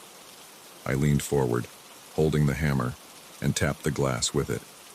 The sound was dull. I pulled back and swung the hammer, not too hard, just enough to test. The glass shook but didn't crack. He seemed amused. He pulled back from the glass and I saw his arms move as if he were adjusting his sleeves. Then he leaned forward again, pushing on the mirror. I saw the mirror bulge out. I swung the hammer harder. The glass vibrated under the hit, and for a moment, I saw a thin crack appear. He frowned. I hit it again, harder this time. The crack spread. I heard him tap from the inside, harder and faster, like he was panicking. I didn't care. I wanted him gone. I slammed the hammer into the mirror over and over until it shattered. Pieces of old glass fell into the wardrobe. Some shards hit the floor, and I jumped back to avoid cutting my feet. I could see through the empty frame now. Behind where the mirror had been, I found nothing but wood backing. No strange room, no old man, just splintered wood. Dust from behind the old mirror floated in the air. My hands shook from the effort. My breathing was loud in my ears. I stepped forward and looked closely. There was no hidden compartment, no trick door, nothing. I pulled away and dropped the hammer. Then I closed the wardrobe doors and leaned on them. My head felt light. My chest hurt from breathing so fast. I spent the rest of the night cleaning up the broken glass. I wrapped the shards in thick paper, then in a plastic bag. I checked the inside of the wardrobe again to make sure I hadn't missed anything. It was just wood. Old wood with a few holes where the screws had been. I ran my hand along it. It felt solid and ordinary. I took a deep breath and stepped back. I moved the wardrobe out of my bedroom the next morning, piece by piece, removing the doors first, then the shelves, making it lighter. Without the mirror, it felt like any other old piece of furniture. I pushed it into my spare room and left it there. I didn't want it near my bed anymore. I have no explanation for what I saw. I know what I remember. The mirror didn't reflect me correctly. It showed that old room and that strange man. It showed him moving closer, pushing against the glass. Now, with the mirror gone, I don't see anything strange in that wardrobe. It's quiet. It's just an antique cabinet for clothes. But I'm still uneasy. Sometimes I feel a draft in the house at night. Sometimes I hear a soft tap, tap, tap. But when I check, there's nothing there. I guess I'll keep the wardrobe for now. I'm not sure what else to do with it. I don't see anything unusual anymore, and I'd rather not explain it to anyone who might want to buy it.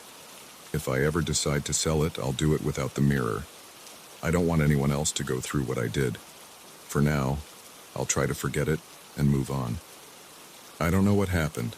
All I know is that I'm done looking into strange mirrors. I'm done trying to understand old furniture. I just want peace.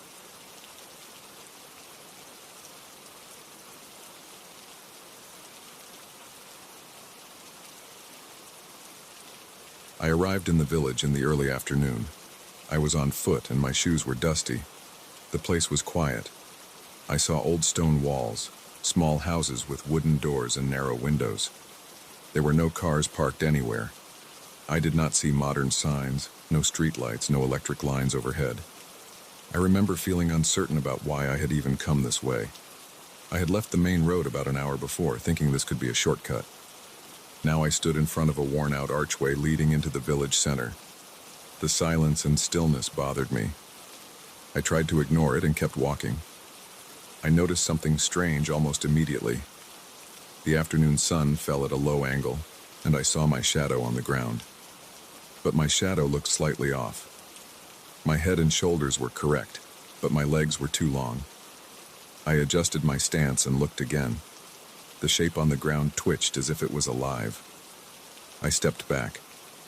I felt a tense knot in my stomach. I looked at a stone bench nearby.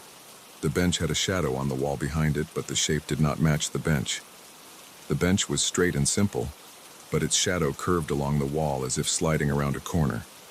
I blinked, rubbed my eyes, and looked again.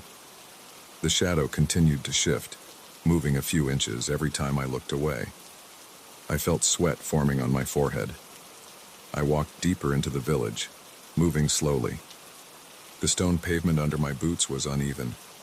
The buildings had chipped paint and old wooden signs that I could not read well. I tried to find someone to talk to. I heard a quiet rustle behind me. I turned around and saw nothing, but I noticed the shadows on the wall again. Two tall shadows against a whitewashed wall did not match any visible objects. They looked like outlines of people, but no one stood there. I saw one of these shadows tilt slightly, as if bending around a drain pipe. I felt my pulse quicken. My mouth was dry.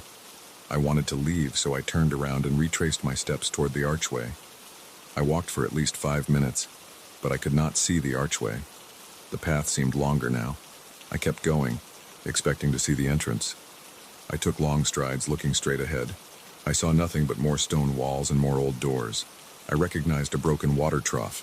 I was sure I had passed it before. I pushed forward, but the road stretched without end. I looked up at the sky. The sun had not moved much, but I felt as if I had been walking a lot longer than a few minutes. I tried another route. I turned left at a corner and followed a narrow alley. It led me back to the same small square with the same stone bench. I was trapped. I stood still and checked my surroundings carefully. The air felt heavy. I heard a faint scraping sound. I looked down and saw a shadow moving along the cobblestones. It looked like a long, thin shape sliding slowly. There was no object that could cast it. It moved behind me and then across the street. I approached it, reached out my hand, and stopped. My heart was pounding. The shadow slipped under a wooden door and disappeared. I took a deep breath and tried to calm down. I decided to try talking to someone. I saw a figure near a corner. It was a man wearing a dusty gray jacket. He was looking at something on the wall. I approached him and spoke calmly. I said hello and asked him where I was. He turned to me. His face was pale. He looked uneasy and backed away. His eyes darted from me to the ground. His shadow on the wall next to him twitched in a strange way. It looked like it was trying to slip off the wall. I stepped closer and asked him how to leave this place. He did not answer. He just shook his head and stepped away. He moved quickly around the corner and vanished. I followed, but he was gone. I saw no one else. I tried another street. On the ground, I saw dark shapes crawling over the stones. They formed letters, but I could not read them at first. The letters twisted and broke apart.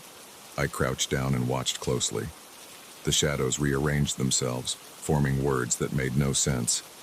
Trass, Ren, SLA. Then they scattered.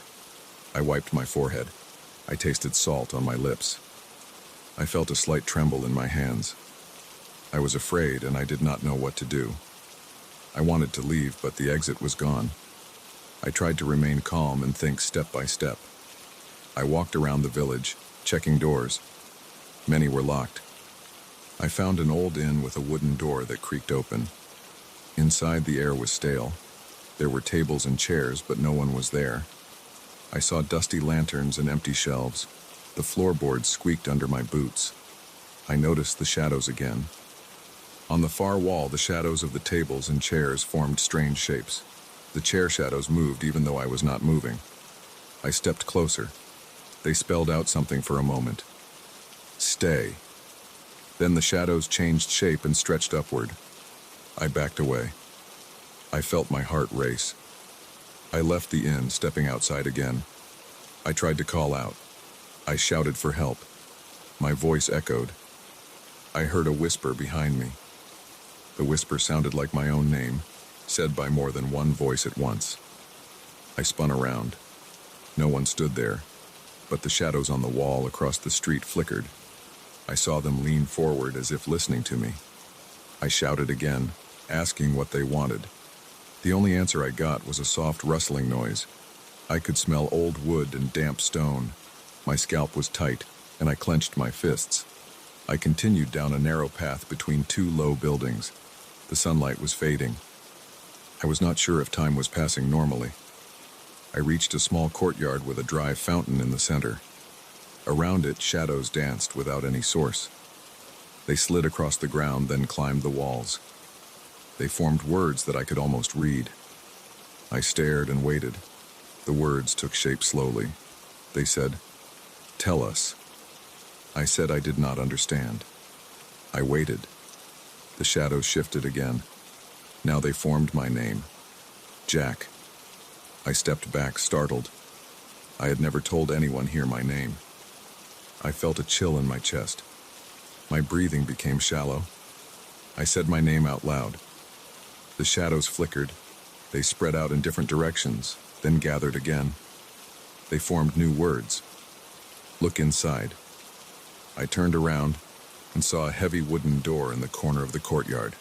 It had no handle. I pressed on it. It opened inward. Inside there was a small room with a stone floor and no furniture.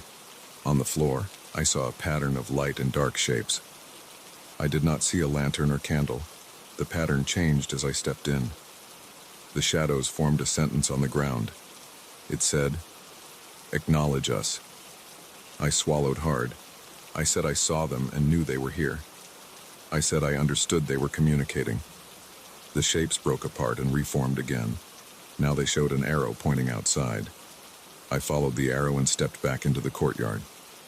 The shadows circled around the fountain, then stretched out toward a doorway on the other side. I followed them to a low building with cracked plaster on the walls. I pushed the door, and it creaked. Inside, the floor was covered in dirt. I saw a lantern hanging from a beam. I tried to light it with my lighter. The flame flickered and caught. The inside of the room smelled like old earth. The shadows here were calmer, staying on the walls. They spelled out a new phrase. "Say it out loud." I asked what they wanted me to say. The shadows moved. They formed the word understand. I repeated the word understand. Then I waited. The shadows separated into thin strips and crawled out the door. I followed them outside. I noticed the path looked different now. The street seemed shorter, and I thought I could see the archway at the far end. I hurried toward it, but after a few steps I felt a tug at my shirt. I turned and saw my own shadow stretching away from me. It pulled back as if resisting my movement. I felt my heart pounding. I tried to move forward again, but my own shadow blocked my way. It grew wider, darker, and made me hesitate. I asked what else they wanted. The shadow on the ground near my feet changed shape. It formed the words, "Accept." I said I accepted them. I said I accepted that they existed in this place. The shadow loosened its grip. I felt relief in my chest. I walked forward again. I saw the archway more clearly now. The stones were the same as before, but I could tell the path was no longer stretching. I hurried toward it. My boots scraped the ground. The air felt lighter, but I was not free yet. At the edge of the archway, I saw a cluster of shadows stacked on top of each other. They formed a sentence across the ground. "Say what you know." I spoke out loud. I said I knew they were here. I said I knew they could move and form words. I said I knew they had kept me from leaving because they wanted me to acknowledge them and understand them. I said I understood that they had been trying to show me something. I said I understood their message. The shadows thinned out. They spread over the walls and street, no longer forming letters. I stepped through the archway. At first, I was not sure if I would be allowed to leave. I walked a few steps away from the village. I looked back. The buildings were still there, quiet and old. The sunlight fell at a different angle now. I checked my shadow on the ground. It matched my body perfectly. My legs were the right length, my shoulders aligned correctly, and it stayed in place. I breathed out slowly. My muscles felt tense but calmer now. I took a few more steps down the road. This time the path did not extend. I reached the spot where I had first turned off. The main road was there, dusty and empty. I looked back at the village. From where I stood, it looked ordinary. I could not see the strange shadows anymore. The silence and stillness remained, but now they felt less threatening. I wiped sweat from my forehead. My shirt stuck to my back. I turned away and continued on my original route. The road was as it should be, just a normal dirt path leading forward. I walked at a steady pace. I felt tired but relieved. I listened to my footsteps and the sound of the breeze. I checked my shadow again. It stayed normal on the ground. No strange movements, no crawling letters. I did not hear any whispering voices. I kept going until the village was out of sight. As I moved farther away, I did not encounter any other strange sights. The late afternoon sun lowered in the sky like any normal day. I felt hungry and thirsty, but that seemed normal. I touched my face and felt the sweat drying. My throat was scratchy, and I swallowed. I looked around for a place to rest. I found a flat rock and sat down. I took a few breaths. Everything felt solid and clear. I thought about what happened back there. The shadows had asked me to acknowledge them and understand them. I had done that. After that, they let me go. I felt the tension leaving my shoulders. My back relaxed. I stood up and continued walking. The road led onward. I had no trouble recognizing landmarks. I saw a small grove of trees ahead and a normal wooden sign showing a route number. It felt reassuring. I reached into my pocket and realized my lighter was still there. I felt its shape against my fingers. I remembered using it inside that building to light the lantern. I remembered the strange words spelled by shadows. I remembered saying, understand and accept. The memory still made me feel uneasy, but it no longer filled me with panic. I was free now. I headed forward, focusing on the present step after step, leaving that odd place behind. I never saw anyone else on that road. I never heard any more whispers. My shadow remained ordinary. After a while, the sun began to set, and I considered where to camp. But as I looked around at the dry grass and the dusty trees, I realized I would probably sleep fine here. Nothing seemed threatening anymore. I could lie down, rest, and continue in the morning. I knew I would remember the village. I could still see in my mind the twisting shapes of those shadows. I could still feel the dryness in my mouth, the pressure on my chest, the way my heart pounded. But now I was outside. Nothing held me back. The path did not stretch anymore. The shadows had given me my freedom as soon as I acknowledged what they wanted me to see. That was enough. I moved on.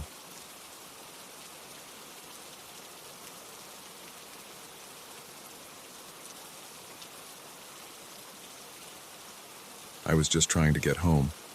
It was late, past midnight, and the street in front of me had no lights at all.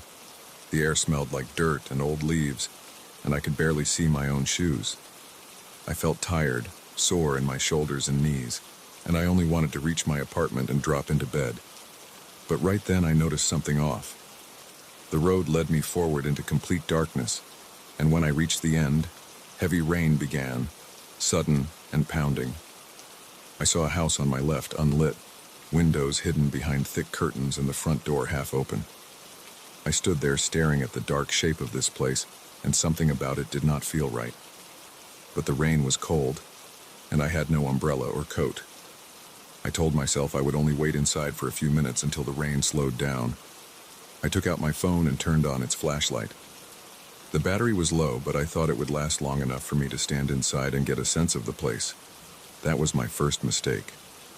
I step inside, holding my phone up so I can see the floor in front of me. The interior is so dark that my small light barely helps. My shoes scrape against something like dry dirt or old splinters.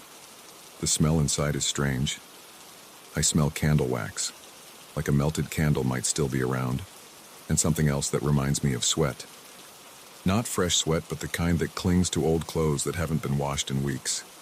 The air is stale, heavy, makes me breathe shallow and slow. I close the door behind me, but it does not shut all the way. The rain outside is so loud I can hear it hitting the ground, and there's a slight draft that slips through the doorway. The place is silent except for the rain. I stand still for a few seconds. My heart beats a bit faster because I am somewhere I should not be. I know it. I feel my pulse in my neck. But I tell myself it's just a house. Maybe abandoned. Maybe someone left it open. Maybe a homeless guy is squatting inside. I try to relax. I look around. My phone light flickers over the walls. The wallpaper looks old, maybe peeling in places. I see a corridor leading deeper into the house, and to my right there's a space that might be a living room. Everything is dark and silent inside. I do not see furniture, at least not big chairs or tables. I step forward and my foot bumps into something hard and wooden. I angle the phone down. It's a small stool, turned upside down. The legs stick up at odd angles, and there's a melted candle on the floor beside it. The wax formed a puddle, hardened into a thick lump. I feel uneasy. I do not want to spend more time here than I have to, but I do not want to go back outside. The rain is relentless, and I'm already getting damp from the moisture in the air. I move forward slowly, careful not to trip. As I pass along the hallway, I notice something on the wall. My phone's light shows me a mural painted on what seems like old wallpaper. There are human figures, but their faces are missing any features. Where eyes should be, there are just empty holes. Where mouths should be, there's nothing. Just blank ovals. They stand in groups, their arms at their sides, their bodies tall and thin. I feel my stomach tighten. Who would paint something like that? The silence breaks when I hear a slow sound above me. It's like someone is dragging their feet across a wooden floor. The noise is faint but steady. Along with it, I pick up something else. A muffled voice, humming or singing a tune I cannot understand. The sound is low and quiet, like someone with their mouth pressed against cloth. I stand still, holding my breath. My chest feels tight. I do not want to call out. I do not know who is up there. I'm in a strange house at night, and I do not like this situation at all. I decide to check if I can leave. I turn around and walk back to the door. I push it, but it feels stuck. I had closed it without pulling it tight, but now it won't open. The handle turns, but the door will not budge. I press my shoulder against it, but it's like something is holding it closed from the outside. I consider throwing my weight into it, but I worry it will make a lot of noise. I do not want to draw attention. I feel sweat forming on my forehead and under my arms. I grip my phone tighter and turn back to look into the dark house. The sound upstairs continues, the slow dragging, the muffled humming. I feel my heart beating faster now. The corridor leads me to a small staircase that goes up. Before I head that way, I try to find another exit. I open a door to my left. It's a small room, maybe a storage room. It smells musty, and I see shelves with empty jars, old cloth, and some boxes. The walls in here are closer, like the space is tighter than it should be. I try the window. There's a window behind a heavy curtain. I try to move the curtain, but it's stiff and heavy. The window behind it is blocked by something that feels like boards nailed across. I hear a slight creak as I press. I step back, breathing a bit harder. No way out here. I return to the corridor. The walls feel strange now. When I first came in, I felt like I had enough space. Now it feels like the walls have shifted closer, like I have to turn sideways to move forward. The wallpaper scrapes against the fabric of my jacket. I can't explain it, but the space feels tighter. I think about trying another room, so I check a door on the right. It's also stuck. I put my shoulder into it, and it doesn't move. I run my hand along the wall, feeling small bumps and uneven surfaces. The house seems to change as I move through it. The air is cooler and the smell of wax is stronger. My nose wrinkles at the odor. I step back into the main corridor and look up at the staircase. I point my phone up. The beam of light is weak. My battery is running low. I see the wooden steps. They look old, chipped. They creak softly when I press my foot on the first step. As I climb, I feel the tension in my legs. I hold the railing, which feels a bit wet or oily. I don't know what it is, maybe moisture from the damp air, maybe something else. I reach the top and there's a small landing area. I see 3 doors here. They are all closed. The humming and dragging sound is louder. It comes from behind the door at the end of the landing. The door on my left is locked. I try it quietly, just a gentle push, but it does not move. The door on my right opens into a narrow room. Inside, it's almost empty. The floorboards creak as I step inside. I sweep my phone light around. The walls here have more of those human figures without faces.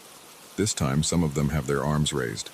The paint is rough, like someone used their fingers instead of a brush. I feel a twisting in my stomach. I just want to leave.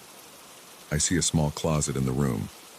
I approach it, thinking maybe there's something I can use, maybe something to break a window. I open it. Inside, there's a candle on a small plate and a box of matches.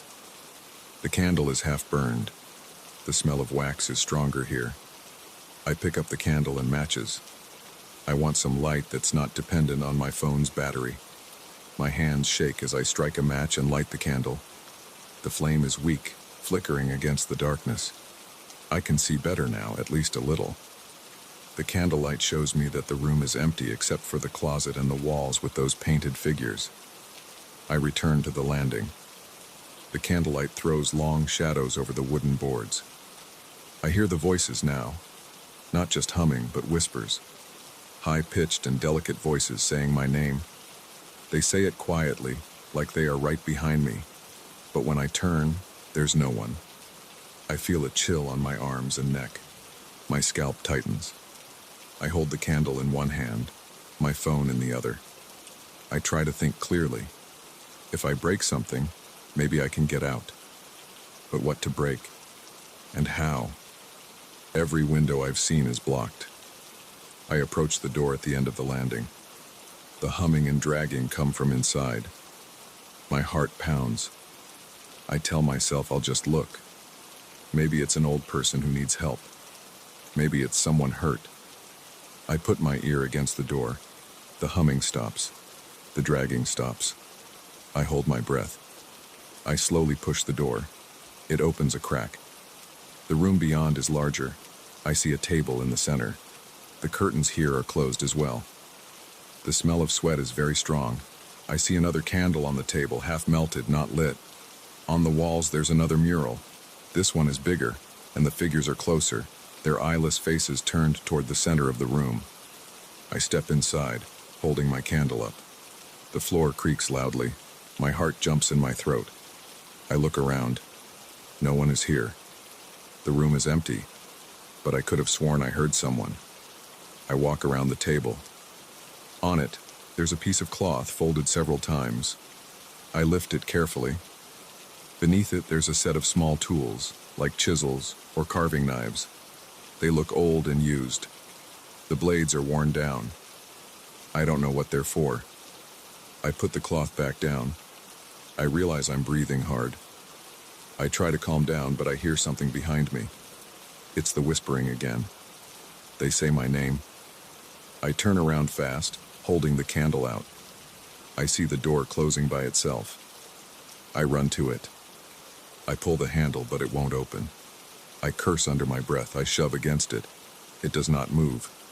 I try kicking it, but the sound is hollow and doesn't help. I step back, panicking. I shine my phone around, looking for another way out. I see a second door on the far side of the room, hidden behind a drape. I push the drape aside and see the door. I test it. It opens. A narrow staircase goes up again. Another floor. I don't want to go up again. I'm already trapped. But I can't stay here. I head up. The candle flickers and wax drips onto my fingers. It burns a little, making me wince. The stairs are even tighter. I have to hunch my shoulders. My knees knock against the steps. I feel the wood pressing in on me. The whispering follows me, soft and careful, repeating my name, elongating the vowels. I swallow hard, my throat dry. At the top of these stairs, there's a small hallway with a single door. No decorations, no murals here. The walls are plain but dirty. I smell something sour. I step forward. The candlelight shows scratches on the door's surface, like someone scraped it with their nails. I try the handle. It turns. I open it slowly. Inside, I find what looks like an attic room. The ceiling is angled and the space is cramped. The only light is from my candle. My phone is almost dead. The battery icon is flashing. I turn off the phone's flashlight to save what's left and rely on the candle. I see shadows along the floor. There's a mattress in one corner, old and stained. A small wooden box sits beside it. I walk to the box, each step making my legs shake. I open the box. Inside, I find a key and a folded piece of paper. I hold the candle over it and read what's written. It's just a list of names. I see my name on it. I step back, breathing hard. My name is right there with others I do not recognize. I drop the paper and pick up the key. I hold it tight in my hand. Maybe this key opens one of the blocked doors downstairs. I turn around to leave. The door is closed again. I did not hear it shut. I approach it, the candle flickering, making my vision jump. I try the handle. It opens this time. I step out into the narrow staircase, and as I do, I hear the dragging sound again behind me inside the attic. I do not look back. I hurry down the steps, my hand sliding along the wood for support. Back in the larger room with the table, I see that the door I came through originally is now open. I point my candle toward it. The corridor beyond looks different. The walls are even closer, and the floorboards bulge upward, making the path uneven. I step carefully. The whispering continues, calling my name, but I pretend not to hear it. I move slowly, head down, focusing on the ground so I don't trip. The smell of sweat and wax follows me. I reach the top of the first staircase I climbed. I try to go down, back to the first floor. The steps are no longer there. I hold the candle out. I see no stairs. Instead, I see a wall. I touch it. It's solid. The house has changed. I feel my heart pounding in my chest. I try the other doors on this level again. One of them is unlocked now. I use the key I found. It fits. The lock clicks. I open the door. Inside is a cramped room with a single window. The window has boards, but they look loose. I set the candle down on the floor and press on the boards. They move a bit. I kick one hard. It cracks. The whispering grows louder outside the room, but I focus on the boards. I push again, harder, using my shoulder. The board snaps, letting in a rush of cold, wet air. Rain splashes my face. I see outside. The rain is still heavy and it's dark, but I see a bit of the street. I lean into the gap, breaking more boards with my elbows. My ribs hurt. I pull pieces of wood away until I can squeeze through. The opening is narrow, but I manage to get my shoulders through. I feel splinters scratching my arms. I pull my torso out, then my legs. I land hard on my side, outside in the mud. The rain soaks me immediately. I look back at the window. It's just a dark shape. I don't see anyone there. I stand up, knees shaking, breathing hard. My clothes stick to my skin. I see the street a few feet away. The lighting is still poor, but at least I'm outside. I don't hear the whispers anymore. I walk away from the house, my arms aching, my throat raw. I keep going until I reach a corner with a dim streetlight. I stop there, catching my breath, looking back once. The house is barely visible in the darkness and rain. I don't try to explain it. I don't go back. I just keep walking until I find a main road. I don't call the police or anyone else. I just want to get home, lock my door, and never think about that place again. I don't know what I saw in there or why my name was on that paper. I feel weak, cold, and sick, but I'm out. That's enough. I walk the rest of the way home, checking over my shoulder every few steps, listening to the rain, making sure I don't hear anyone whispering my name anymore.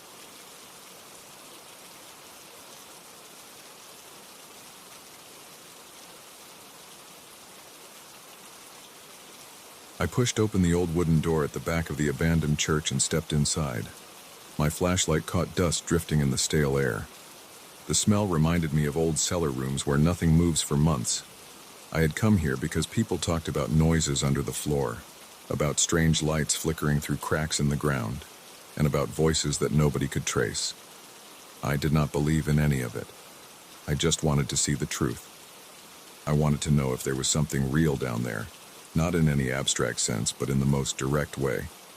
I had to crawl around, check the stones, push through dirt if needed. I was prepared to do that. Nothing fancy, just facts. I walked through the old church hall. It had no benches, no altar, nothing except broken pieces of wood and stone. There was a heavy silence. My own breathing sounded too loud. I kept my flashlight aimed at the floor, searching for the old trapdoor that some people mentioned. I saw cracks and dents in the wooden boards. After a few minutes of searching, I found a square outline near the corner. I pressed on it. It creaked and lifted a bit.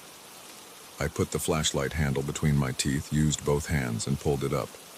Underneath, there was a rough set of stone steps going down into darkness. I tested the first step and found it solid. The smell down there was different. It was damp and thick. The air felt heavier. I climbed down, one hand on the stone wall for balance. My flashlight beam moved along the steps, showing dust, small bits of debris, and some kind of moss on the walls. The steps were uneven and cold. I tried to keep my breathing steady.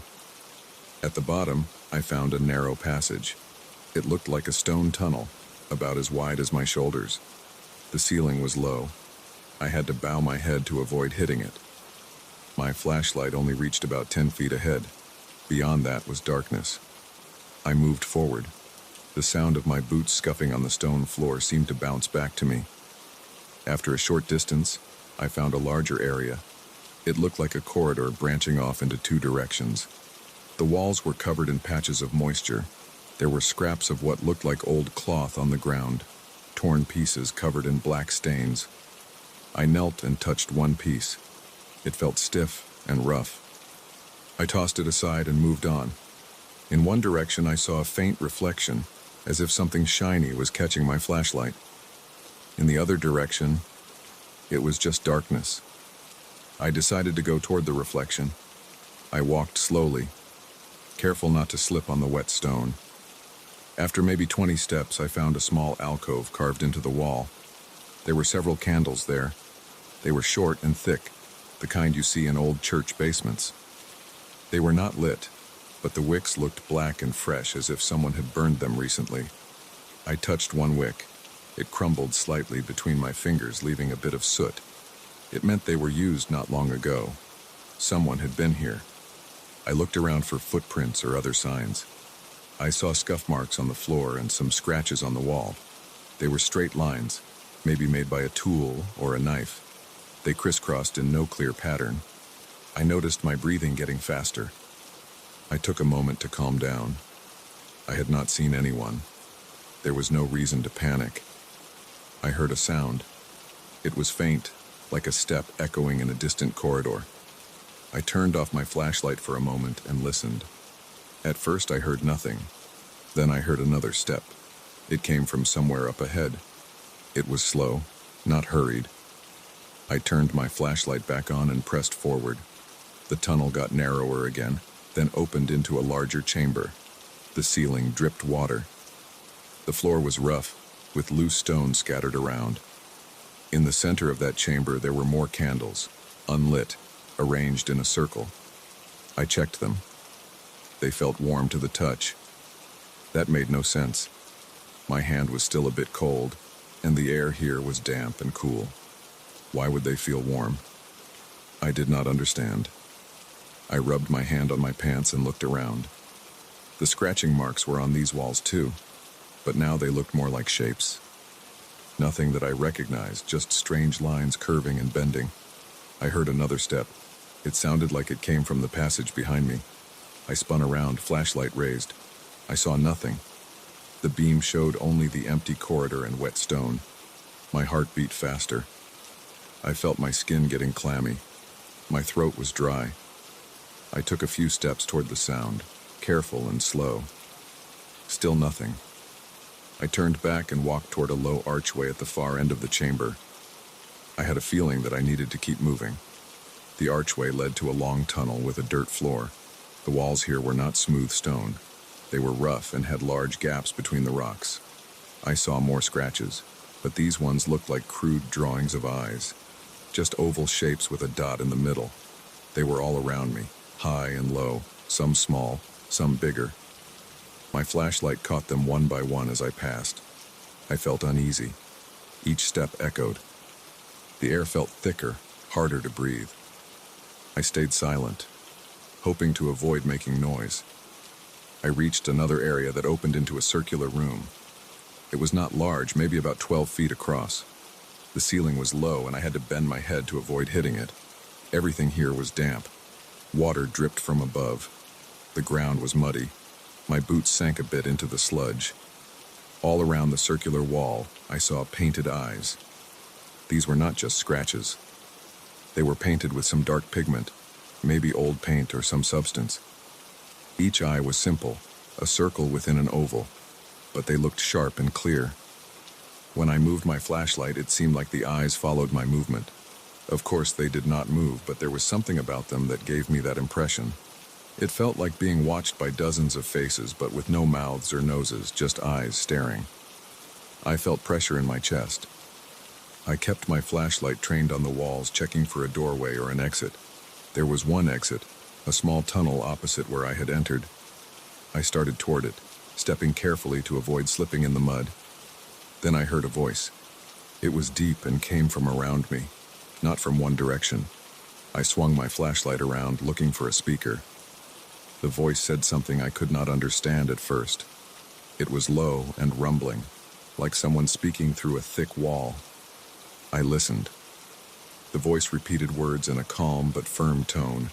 It asked who I was. It demanded that I speak. It asked why I had come. The voice was not loud, but it filled the room. I could not tell if it was a recording or a person. It sounded too close, yet I saw no one. I shouted that I was just looking around. My voice sounded weak compared to that deep tone. I tried again, speaking louder, asking who was there. No answer, just a soft rumble. Then it asked about my faith. It asked if I believed in anything. It asked if I trusted what I saw or what I felt. My heartbeat thumped in my ears. I tried to ignore the questions. I looked for a way out. But the tunnel opposite me seemed to narrow and twist. I could try it, but I was not sure where it led. The voice asked about my courage. It asked if I had the strength to continue forward. It said something about the importance of truth. I told it I did not know what it meant. I said I did not come here to answer questions. I just wanted to see if anyone was hiding down here. The eyes on the wall seemed to stare. The voice asked again and again why I came. It asked if I believed in the church above or the ground beneath. I told it I did not believe in anything. I said I was just a guy with a flashlight. The voice grew quieter but kept talking. It asked if I would keep moving forward or turn back. I did not know what to do. My stomach felt tight. I could feel sweat on my back. My throat was dry. I took a step toward the exit tunnel. The eyes on the wall seemed to shift. It must have been my imagination, but it felt like their gaze moved as I took another step. I decided to go forward, just to see where the tunnel led. I could not stand in that room any longer. The voice followed me, asking more questions. It never shouted, never whispered, just kept a steady, deep tone. It asked why I did not answer. It asked if I was afraid. I told it that I had nothing to say. My voice sounded shaky. My flashlight beam showed a narrower passage now. The ceiling got even lower, so I had to crouch. The smell was stronger here, like wet earth and rotten leaves. I stepped carefully over puddles. My boots made a sucking sound in the mud. I heard movement behind me. It sounded like footsteps, slow and deliberate. I did not turn around. I just kept going. The voice asked if I thought I could escape. I ignored it. I moved on. The tunnel turned left and then right. My knees began to hurt from crouching. I had to put one hand on the wall to steady myself. The stones felt cold and slimy. My flashlight started to flicker. I tapped it, hoping it would stay on. After a few minutes of this narrow passage, I reached a slightly wider space. It was another round chamber, smaller than the last one. The walls here were covered in marks that looked like letters, but they were not letters I understood. They were straight and angular. I ran my finger over one. It was carved into the stone. I heard the voice behind me, asking what I sought. It asked what I hoped to find. I still saw no one. I felt a chill on my neck. I tried to ask who it was. I got no direct answer. It asked if I believed that I was alone. I had no answer. I just said I wanted to leave. It asked if I wanted to go back the way I came. I looked around. There was only the tunnel I had come through. No other exits. I realized I would have to return. I turned around and headed back. My heart was pounding. Each step felt heavy. On the way back, the voice kept talking. It asked why I trembled. I told it to leave me alone. It said nothing for a while, just a low hum. I reached the original circular room with the painted eyes. The eyes looked the same, but now my flashlight showed the floor more clearly. I could see footprints in the mud, not just mine. They were small footprints, maybe from boots leading around the perimeter of the room. They looked recent. I pointed my flashlight along the wall and saw an area where some mud had been disturbed. There were bits of candle wax on the floor. I kicked a piece of wax aside. It was soft. I looked at the painted eyes again. My neck was tense. My mouth was dry. I wanted to get out. The voice asked if I found what I wanted. I said no. I said I would leave and never come back. The voice asked if I would tell others about what I saw. I said no, that I saw nothing. I just wanted to go. The voice asked if I believed that I could forget this place. I said yes. I said I did not care about it. The voice made a sound like a low chuckle, but it was short and ended abruptly. I walked toward the corridor that led me here. My flashlight flickered again. I hit it with my palm. The beam steadied. I followed my footprints back through the winding tunnels. I kept hearing soft steps behind me, but every time I turned, I saw nothing. The voice spoke less now, but once in a while it asked simple questions like, "Where are you going?" Or, "What do you fear?" I stopped answering. I just focused on moving my feet and keeping my balance. My legs felt shaky. After some time, I found the area with the circle of candles on the floor. They were still warm. I did not understand that. I ignored it. I kept going. The air felt drier as I moved closer to where I started. The smell of old stone and dust replaced the thick dampness. I recognized some of the scratches on the walls. My flashlight showed me the corridor where I first found the cloth scraps. I kept my head low and moved quickly. I reached the bottom of the stone steps I had used to come down. The trapdoor above was still open. I climbed the steps, one at a time, listening carefully. No voices spoke now. No steps followed. When I reached the top, I shone my light around. The old church hall looked empty. The dust still hung in the air. I stepped out and closed the trapdoor behind me. It made a heavy thud. I stood there for a moment, breathing hard. My hands felt sweaty. I wiped them on my pants. I looked around the empty church. It looked exactly as before. Dirty floors, broken wood, no furniture. I aimed my flashlight at the door I entered through. It was still ajar. I left the church. Outside it was quiet. The street was empty. I turned off my flashlight and shoved it into my jacket pocket. My heart was still pounding, and I tasted sweat on my upper lip. I stood outside the church for a few minutes, trying to steady my breathing. I felt no breeze, just stagnant air. I did not hear voices anymore. I thought about what I saw down there. Unlit candles with warm wax, painted eyes on the walls, strange scratches, a voice that spoke from nowhere. I had no answers, just the sense that something was there. I felt relieved to be out. I wanted to get away from this place and never return. Without looking back, I walked down the empty street and went home. I did not care if I sounded crazy. I knew what I experienced.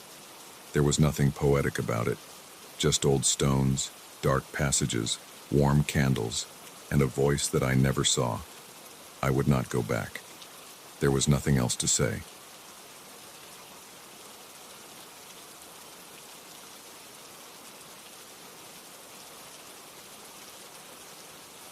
I remember standing on the edge of that bridge looking down at the river trying to see my face in the water. There was no reflection, nothing familiar, nothing that made sense. I saw something else instead.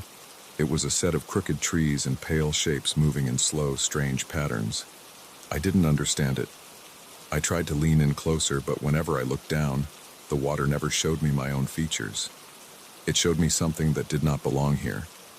And I heard something too. A noise, a whisper. I stood there, uneasy, feeling like I had been singled out by something I couldn't explain. I gripped the wooden railing on the side of the bridge and leaned forward. I see dark water flowing beneath me. The surface isn't calm, it's slightly uneven and the light is low.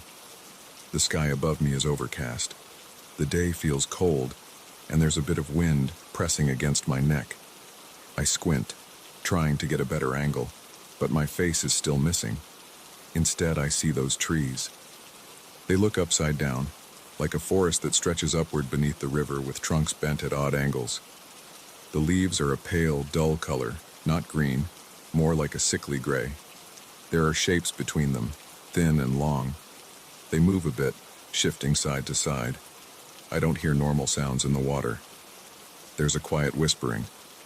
It's not in any language I know. It's soft and constant.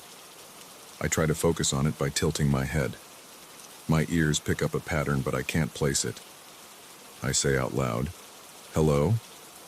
My voice sounds normal, a bit strained, but the whispering doesn't stop or answer me. It just continues at the same level, like wind through narrow gaps. I move a few steps along the bridge. The boards under my boots are old and creak a little. The railing is rough under my palms. I can see the opposite end of the bridge, or at least I think I can, but it seems too far. I don't remember it looking this long before. I keep looking down at the water, hoping I'll catch a normal reflection, but it's always that same forest scene. I try to ignore the strange view, but the absence of my own face in that water feels wrong. I feel a tension between my shoulder blades. It makes me want to hunch forward.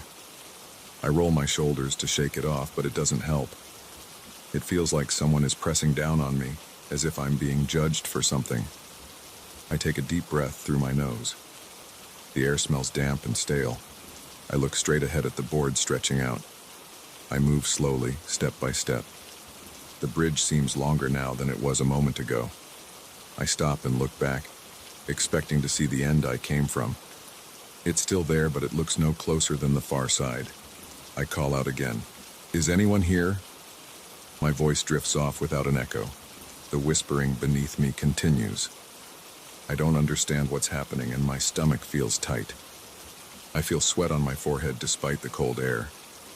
My hands are slightly trembling. I kneel down and run my fingertips across the surface of a plank. The wood is damp and rough. I want something solid and normal to focus on. I press harder until I get a tiny splinter. I grunt quietly and stand up again. I step to the right side and lean over to see if the railing's reflection appears. The bridge's shape is there in the water. I can see the outline of its beams and the shape of the railing. Everything but me is reflected, twisted into that strange upside-down forest. It's like the forest and the bridge's reflection have merged. But where I should appear, there's just more of that weird landscape. I wave my hand over the edge. The reflection doesn't show my arm, just that strange scene shifting slightly, as if disturbed by my movement. I feel the pressure on my shoulders getting heavier. My neck tenses. I clench my jaw. I try to ignore it and move forward. The boards creak under my weight. I walk slowly, focusing on each step. I look ahead, trying not to glance down anymore. After a few dozen steps, I can't help it.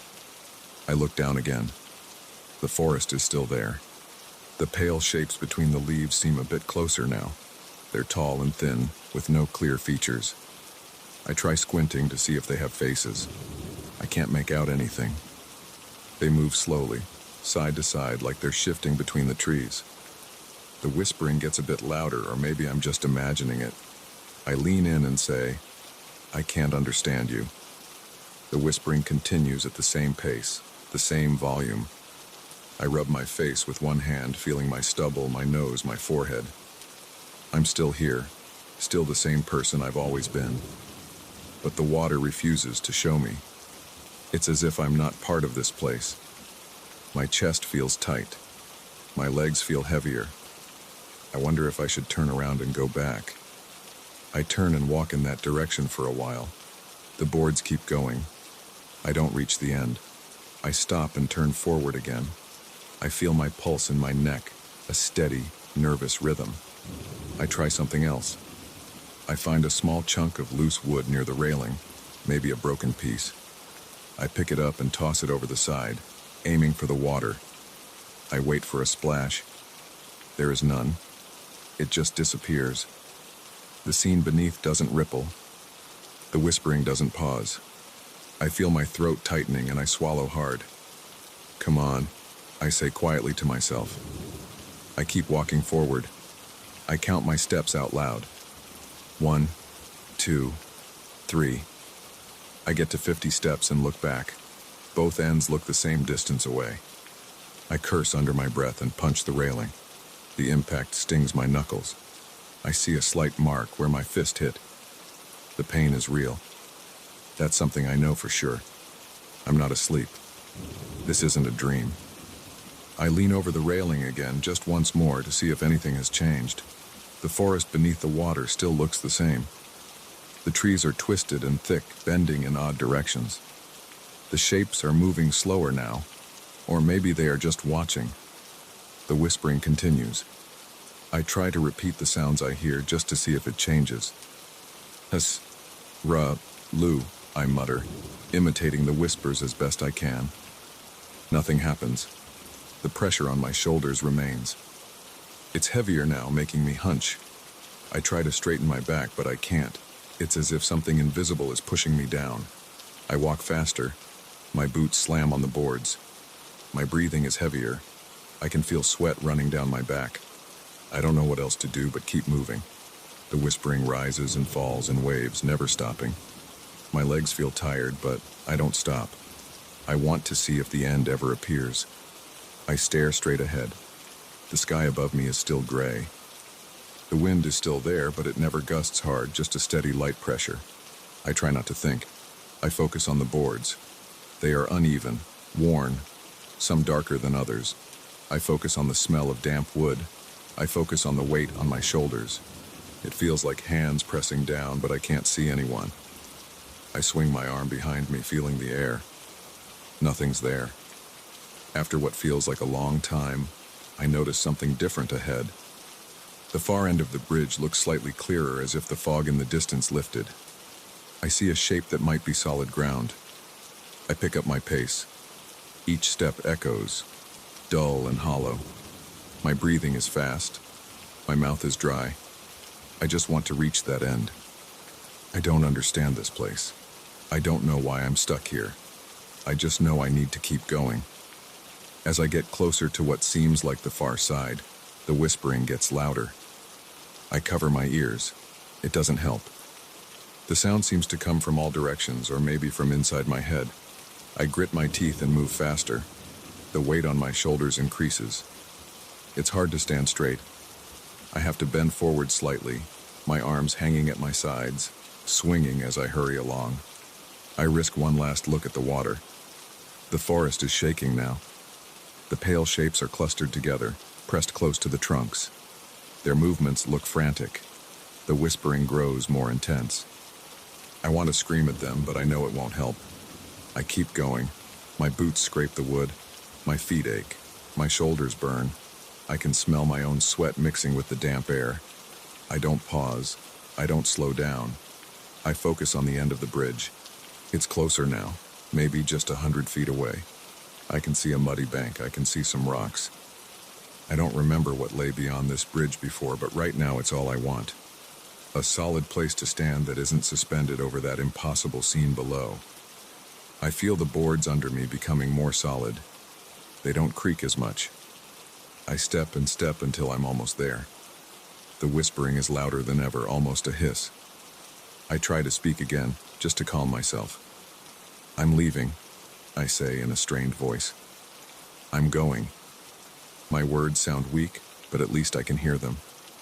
I step off the bridge and onto firm ground. The dirt is damp and cool. I feel it through my boots. I turn around and look back. The bridge is there, but it looks shorter. I can clearly see the other side now, not too far away. The tension on my shoulders fades. My back straightens. I look down at the water from this side, and this time I see my reflection. My face is there, my eyes tired, my hair messy. I breathe out, relieved. I don't say anything else. I don't try to explain it. I just step away from the edge and keep walking forward on solid ground. My legs are shaky and my heart is still pounding, but I move. I put the bridge behind me. The whispering fades as I get farther away. I don't know what I saw.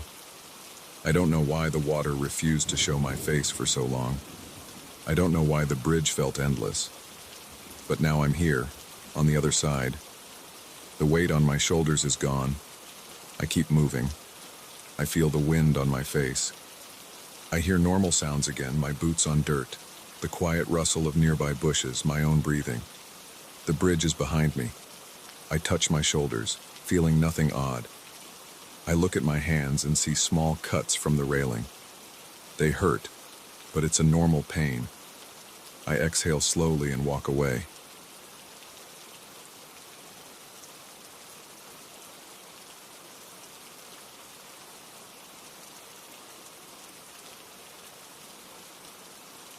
I remember stepping into that cave with a steady grip on my lantern and a clear idea of what I wanted.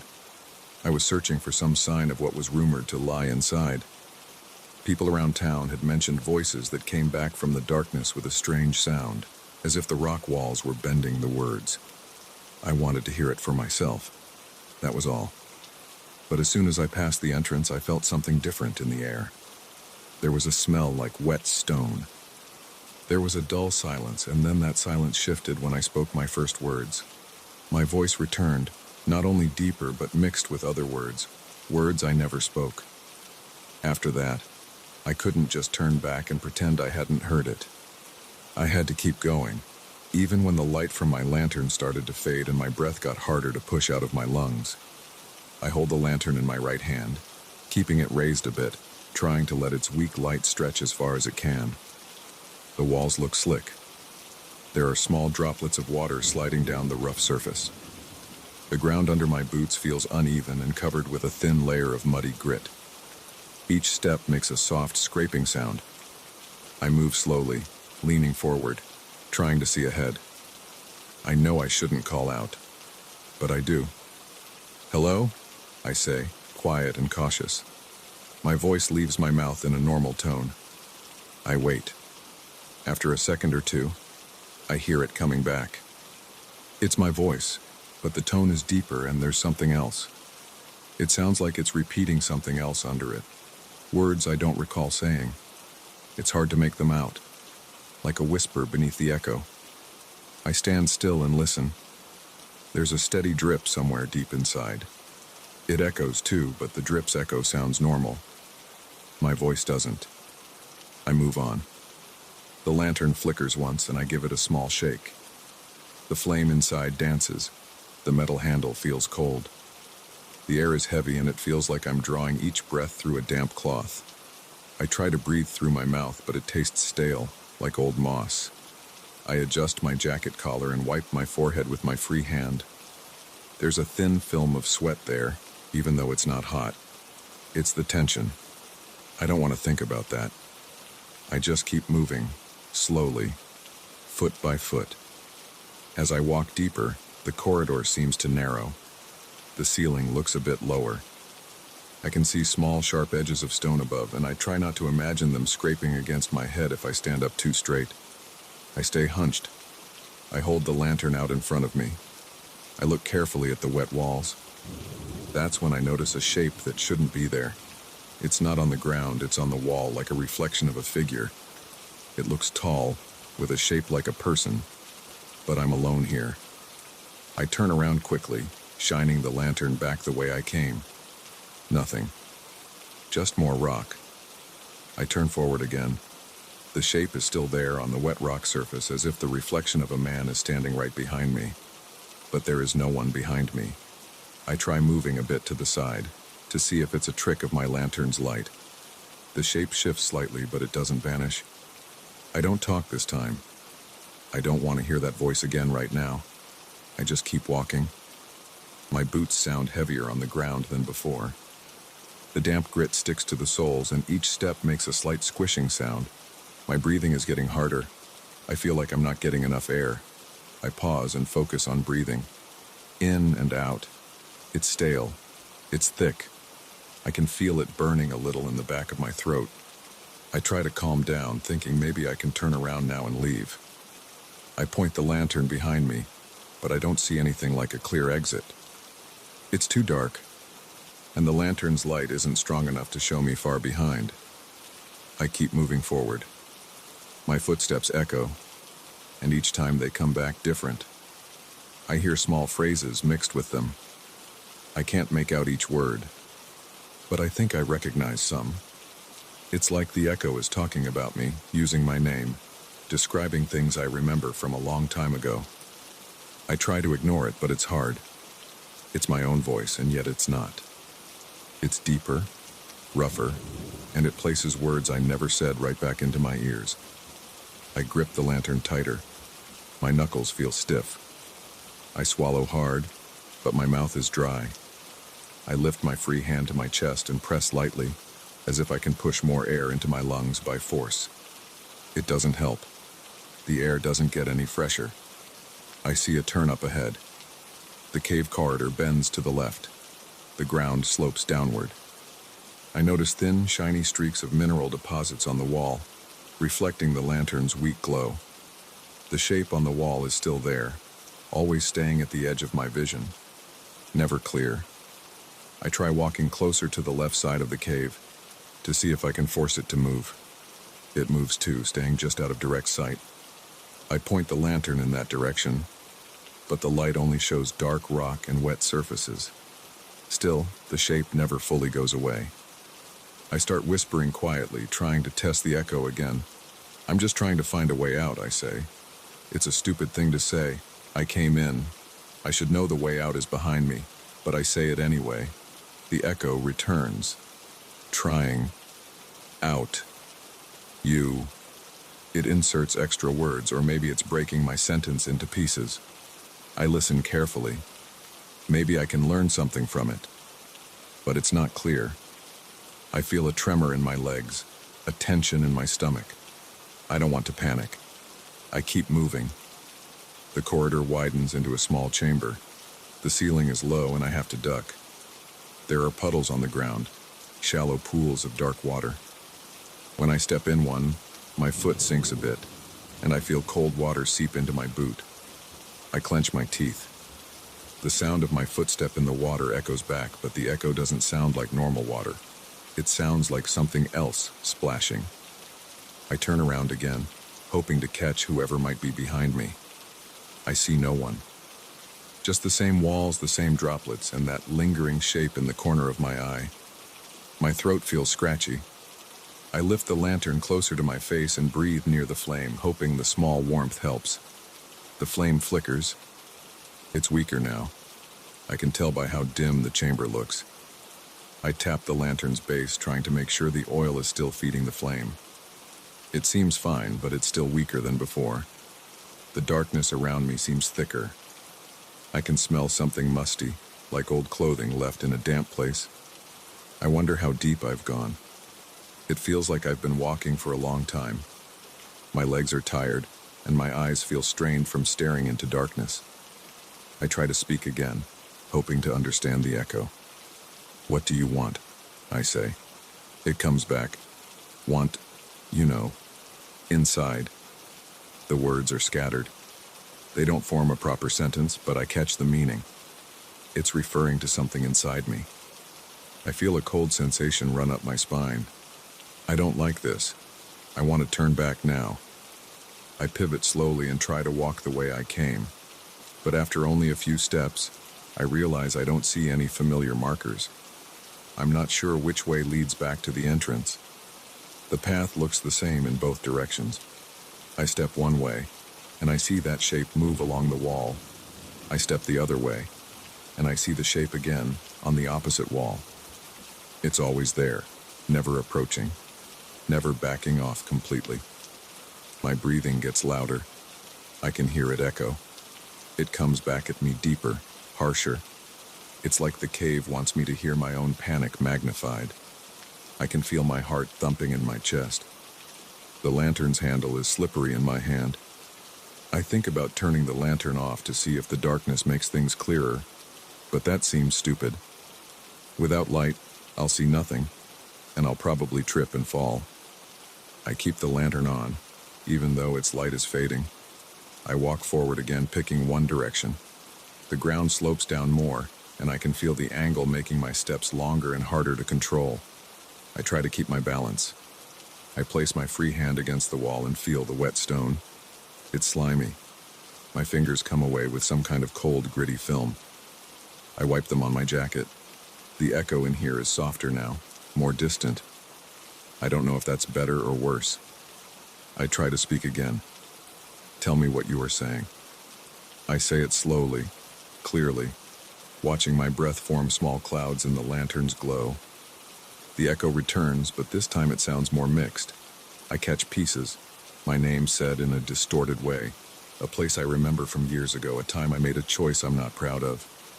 I feel the tension in my chest tighten. I don't know why it's saying these things. The words are not exact. They come back jumbled, but I recognize enough to know it's pulling from my memories. My mouth goes dry again. I swallow hard. I don't respond. I just keep moving. The corridor narrows once more. I have to turn sideways to pass. My shoulder scrapes against the rock. I grunt from the discomfort. The echo returns that grunt in a strange, broken way. I ignore it. I continue until the corridor widens again. I see small stalagmites on the floor, thin and sharp. I step between them carefully. Each step makes my boot slip slightly on the damp stone. I hold the lantern close, trying to see if there's any sign of where this cave leads. I can't tell. Everything looks the same. Wet rock, dark corners, small puddles. There's a point where I realize I'm breathing in very short gasps. I stop walking and force myself to breathe deeper. The air tastes like old mud. I cough once, and the cough echoes back at me with a strange laughter behind it. I don't know what that laughter means. It could just be my cough bouncing in a weird pattern, or maybe I'm hearing what I think I'm hearing. I try not to think about it. I take another step. The shape on the wall is there. It's always there. If I look directly at it, it's just a shadowy pattern on wet rock. But when I'm not looking straight at it, it looks like a person standing at a distance watching me. I try something new. I shout as loud as I can. I know you're here. Show yourself. My voice comes back, deeper, twisted, repeating some of my words out of order. I hear my name again, my past again, more fragments of my life that I never said out loud. I listen carefully. Maybe I can figure out what it wants. But the more I listen, the more confused I get. The words are out of sequence, like scraps of conversations I had long ago, repeated in a low, rumbling tone. I feel sweat on my forehead again. My jacket sticks to my back. My throat aches. I continue forward. I try to check the time, but I have no watch. I have no sense of how long I've been here. It could be hours, or just minutes. My legs are sore. My fingers feel stiff. The lantern's flame is even weaker now. The light barely reaches a few feet ahead. I shake it again carefully, trying to stir the oil. It flares for a moment, then settles back to a weak glow. I hold it close to my face and look around. I see a passage on the right. Maybe I can take that route and find a different exit, or at least a change in the air. I turn right and walk slowly. The floor is uneven here. There are small cracks, and I have to place my boots carefully. The echo changes. I don't hear the distorted voice as clearly now, just faint whispers. I lean closer to the wall trying to hear. It's quieter. I focus and pick up a few words. They sound like things I thought of once but never said. Private thoughts that never came out of my mouth. The hair on my arm stands up. My chest tightens even more. I try to breathe deeply, but I can't. The air won't let me. I cough again.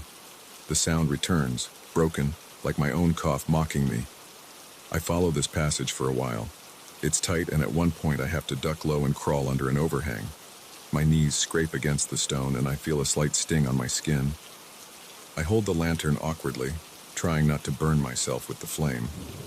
When I emerge on the other side, I stand up slowly and shine the lantern around. There's a small area here that's slightly drier. I can see some dust instead of just wet rock. I step on it. My boots leave faint prints. I turn around and see that shape again, now reflected on the damp wall behind me. It never went away. I decide to speak again, quietly this time. "I'm listening," I say. The echo returns, repeating words I never said out loud, private details about my life that I can't explain. I can feel my heart racing. I try to remain calm. I think about what I can do next. Maybe I can trace my steps back and try another route. I turn around and step back into the tight passage. I move slowly, rubbing my shoulder against the wall again, feeling the cold wetness through my jacket. The air still feels thick. I wonder if there's a spot in the cave where the air is better. After some time, I come back to the larger corridor. I try the other side now, walking carefully, listening to each echo. Sometimes I call out a few words, asking what it wants. Sometimes I remain silent and just listen to what the cave returns. Each time the voice feels closer or farther, depending on where I stand. Each time I see that shape on the walls, always distant, never coming closer, never leaving. The lantern's flame is weak.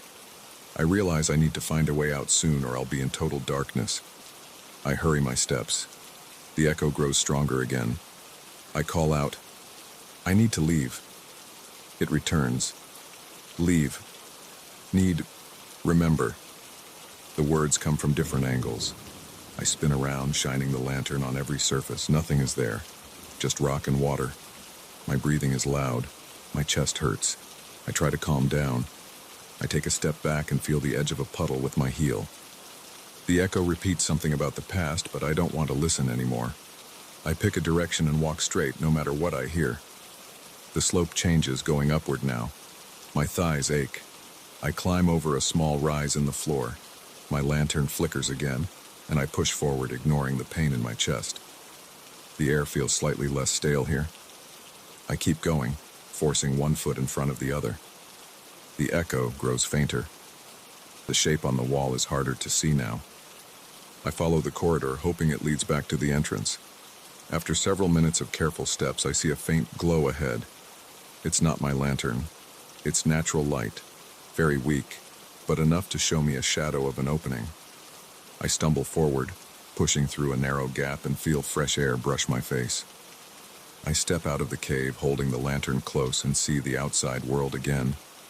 The light from outside is dim. Maybe it's late in the day, but it's enough. I breathe in, coughing a bit, but it's fresh air. I don't look back. I don't want to know if the echo can follow me. I move away from the entrance, feeling my legs trembling. I don't know how long I was inside. I don't know what happened. I just know I'm out now, and I can breathe again.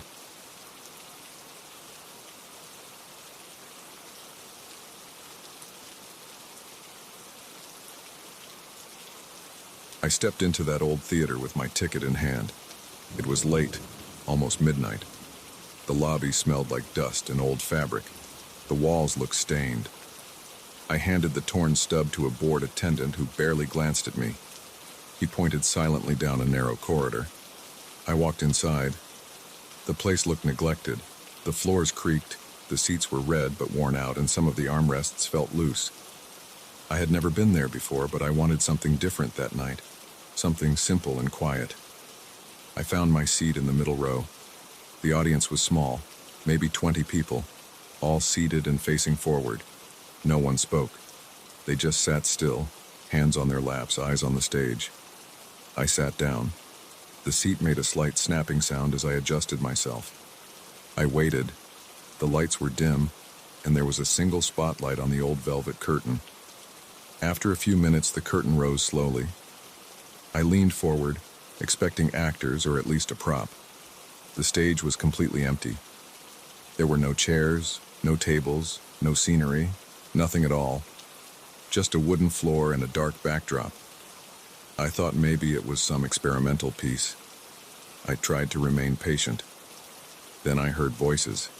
They echoed across the room. They seemed to come from the stage, yet no one was there. They spoke lines, but I couldn't see anyone. It sounded like a conversation between at least two people. One voice sounded low and firm, the other more tense and quick. I tried to see if there were speakers hidden somewhere, maybe behind the curtains or high above. I didn't see any wires or sound equipment. As the voices continued, I could hear footsteps crossing the stage. The floorboards creaked. I saw no one, but I heard them pacing back and forth. The voices grew louder, as if arguing. Then I heard another pair of footsteps running behind them. It sounded like a small group of invisible actors. I looked around to see how the others were reacting. Everyone sat perfectly still. No one moved, no one laughed, no one whispered. I noticed a man 2 seats to my left. His eyes were open, staring straight ahead, unblinking. I saw a woman in front of me. Her head was tilted at a slight angle, as if listening, but she didn't nod, didn't shift, didn't do anything. I tried to clear my throat quietly. No one turned. I felt uncomfortable. I tried to whisper to the person next to me. "Do you see anything?" I asked quietly. He did not react. He didn't flinch or show any sign he heard me. It was like sitting next to a statue. I reached out and touched his arm gently. His coat felt rough and old-fashioned, but he didn't respond. I pulled my hand back. On stage, the invisible scene continued. Now I heard what sounded like chairs scraping across the floorboards and glasses clinking. I couldn't see a single object on the stage, but the sounds were clear. The voices rose and fell. They sounded angry at times, then calm, then hurried.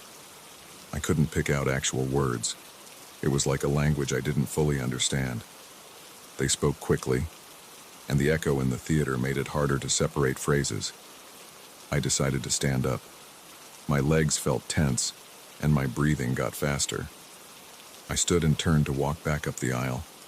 As I rose, I expected at least a few people to react, to look at me, to do something. They didn't. I stepped into the aisle. The floorboards behind the rows creaked under my weight. When I reached the exit, I found a thick black curtain hanging across the doorway. I hadn't noticed it when I entered. I thought I came in through a door, not through a curtain. Now it was just this black curtain blocking my way.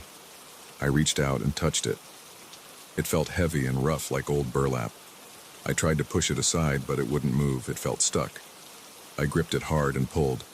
It didn't budge. As I stood there, I heard a low whisper coming from the curtain. It was a strange sound, soft and steady.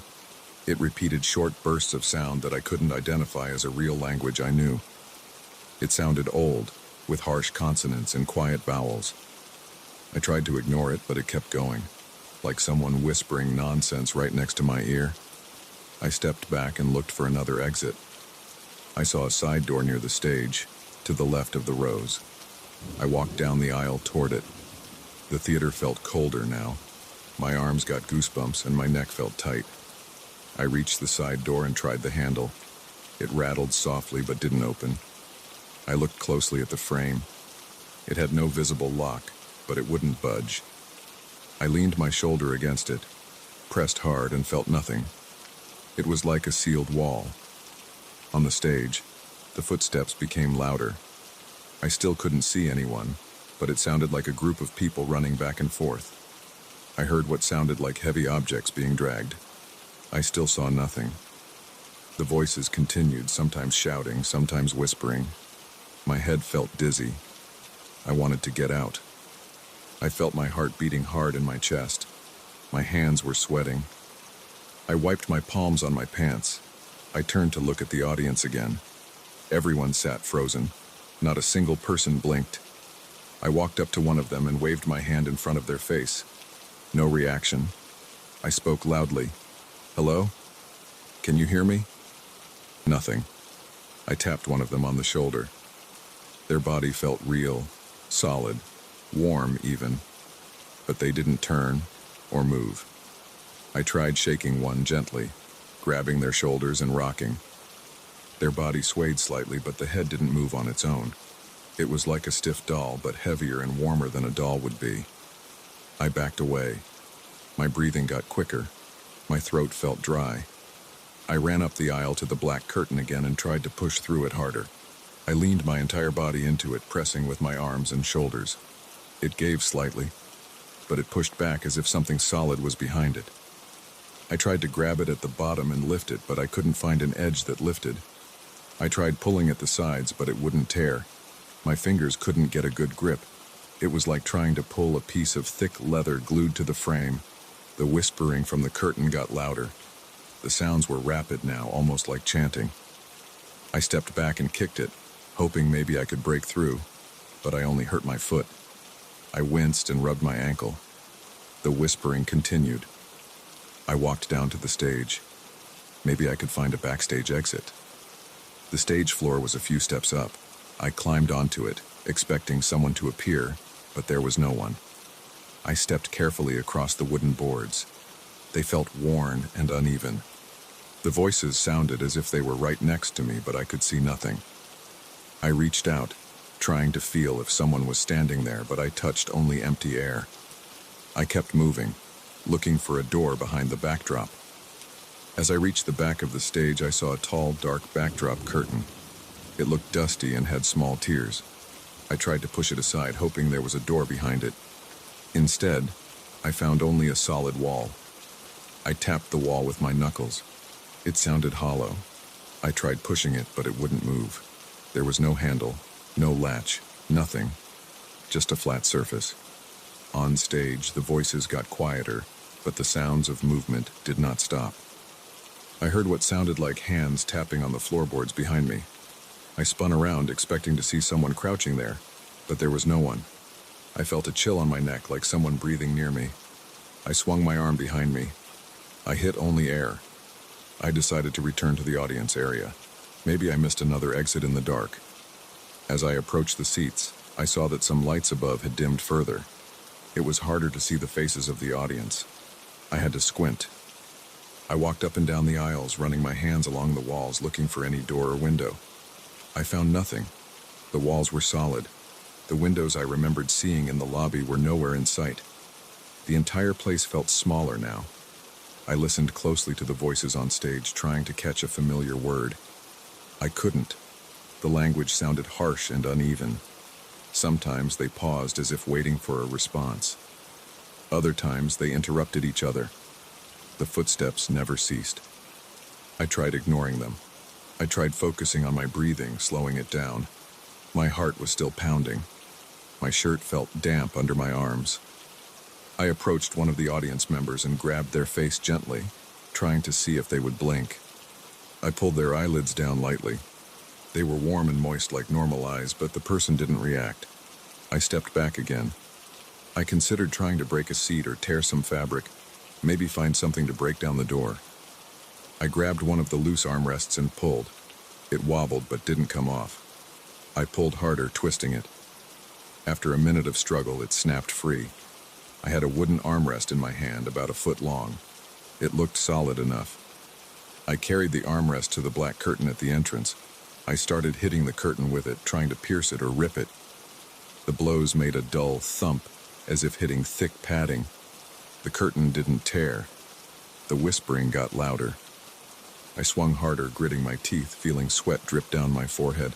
My arms got tired. I tried again and again, but nothing happened. I stopped and stepped away. My arms shook. I was breathing fast. I wanted to scream at it. I shouted, "Let me out!" My voice echoed in the empty space. The whispering continued, unaffected. I tried lighting from my phone, but there was no signal, and my phone's flashlight showed nothing special. The walls looked the same. The curtain looked the same. The audience remained still. The invisible voices kept going. I tried calling someone on my phone, but there was no service. I tried sending a text. Nothing went through. The screen showed no bars of signal. The time on my phone didn't change. I checked it 3 times and it stayed on the same minute. I couldn't figure out why. I slipped it back into my pocket. I knelt on the floor near the entrance and tried to slip under the curtain. I got down on my stomach and felt along the bottom edge. The bottom edge seemed fused to the floor. There was no gap. I stood up and tried pushing the curtain with my shoulder again, but it was useless. I walked back to the stage, thinking maybe I could find some kind of tool or rope. I searched the corners, felt the walls. I found nothing loose. I banged on the side walls, hoping for a hollow spot. Nothing. I stomped my feet, kicked a few boards, tried to pry them up with the armrest. The boards were nailed tight. My heart kept racing. My mouth felt dry. I wanted water. I looked around for a glass or bottle, but there was nothing. I listened again to the invisible scene. Now it sounded calmer. I heard quiet voices speaking in low tones, as if planning something. I heard soft footsteps circling the stage. They seemed to circle me. I stood in the center of the stage, turning my head in every direction. I couldn't see anyone, but I felt watched. My scalp tingled. The hair on my arm stood up. I swung the armrest in a circle, hoping to hit something invisible. I hit only air. I shouted at the stage, "Stop this! Show yourselves!" The voices did not stop. They went on in that unknown language. I heard laughter, but it was quiet laughter, like someone chuckling softly behind a hand. I rushed off the stage back into the seating area. I thought maybe I could break a seat apart and use bigger pieces to force the door. I grabbed another seat, one in the back row, and started kicking it. The noise echoed loudly. I kicked it again, trying to break the wooden frame. After several kicks, the seat loosened. I pulled at it until it snapped. Now I had a bigger piece of wood. It looked sturdy, maybe 2 feet long and thicker than the armrest. I marched back to the black curtain at the entrance. I held the wooden piece with both hands and tried to ram it forward like a battering ram. I hit the curtain hard. My wrists hurt from the impact, but the curtain didn't move. I tried again, putting all my weight into it. Nothing changed.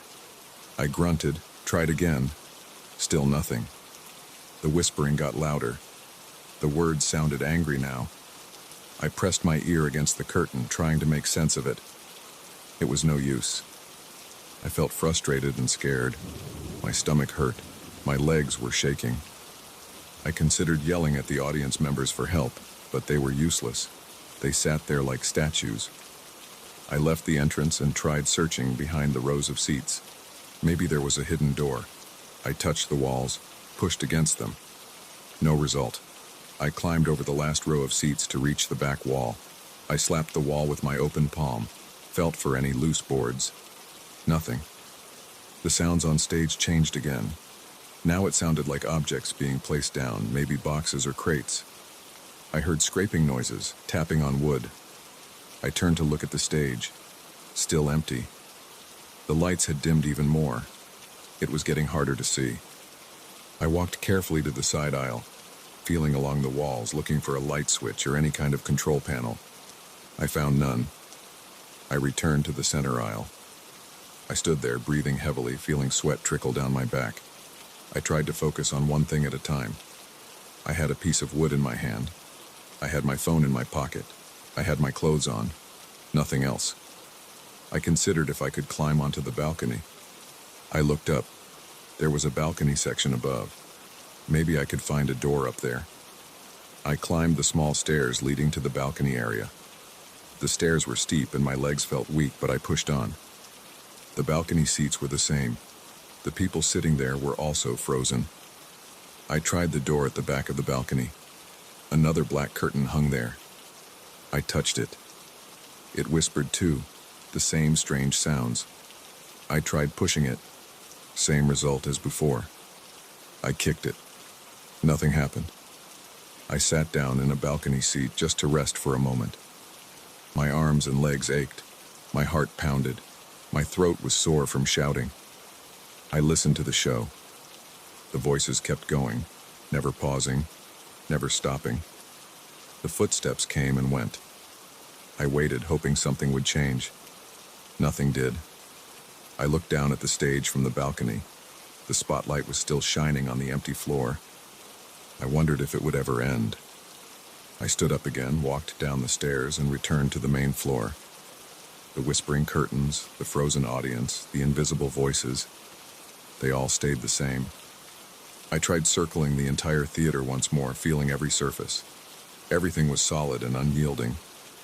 Time passed, though I had no idea how long. My phone's clock didn't move. I felt hungry and thirsty. I was tired. My head hurt. I knew I had to keep trying. I grabbed another seat, broke another piece of wood, kept hitting the curtain. It never tore. I tried yelling again. No one answered. The invisible voices never acknowledged me. They just continued their strange performance. I sat down, feeling my muscles ache, my hands trembling. The stage remained empty. The audience remained still. The black curtains remained sealed. The whispers continued. I kept breathing, my body tense, my mind stuck in that place waiting for something to give, hoping for a single moment of change.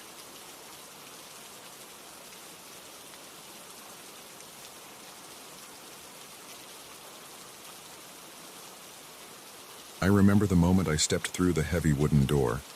My shoes made a dull sound on the polished floor. The air inside that gallery felt thick, as if something clung to my clothes and skin. The collector who invited me was not in sight. The room was quiet. There were no windows, just pale overhead lights that formed hard shadows on the walls. Every painting looked like a headshot, each one showing a human face in detail. But I recognized none of them. The eyes in each painting seemed to follow me. I tried to ignore that, but it was hard. I felt my heart beating in my ears. I walked deeper into the room and past a few rows of these paintings. There were dozens, each frame large and well-crafted, each face painted with smooth brush strokes and realistic colors.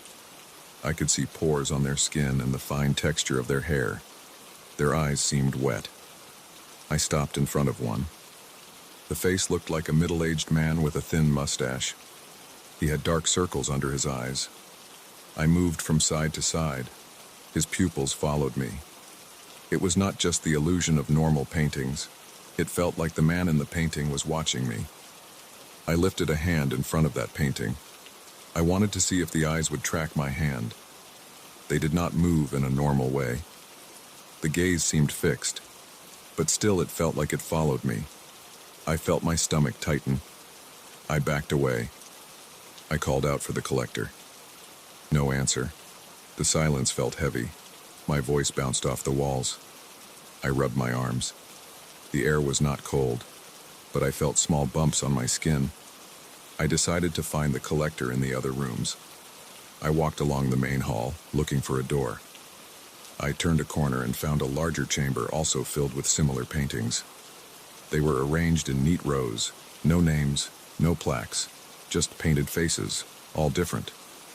Men, women, older, younger, all staring straight ahead. None of them showed any emotion. They looked blank, just staring forward, and yet I could not shake the feeling that they watched my every move. I saw a door at the far end. I walked toward it. The floor creaked under my weight. I pushed the door. It opened with a slight squeak. Inside, I found a smaller room with a single painting on the far wall. A small lamp above it provided focused light. I approached it slowly, feeling a strange heaviness in my legs. My eyes locked onto that painting. It showed a face I knew well. My own. My own face, painted with extreme detail, as if the artist had studied my features for hours. I saw the shape of my nose, the lines at the corner of my eyes, the shade of my hair. Everything was correct except for the expression. The face in the painting looked terrified. The eyes were wide, the mouth slightly open, as if caught mid-shout. The skin looked tense, as if stretched too tight. I brought my face closer. I did not remember ever making that expression. It did not feel like something I would do. My breathing got faster. I felt sweat forming on my palms. I stood inches from the painting, trying to make sense of it. The paint looked fresh, as if it had not fully dried. I could see tiny ridges where the brush had pressed harder.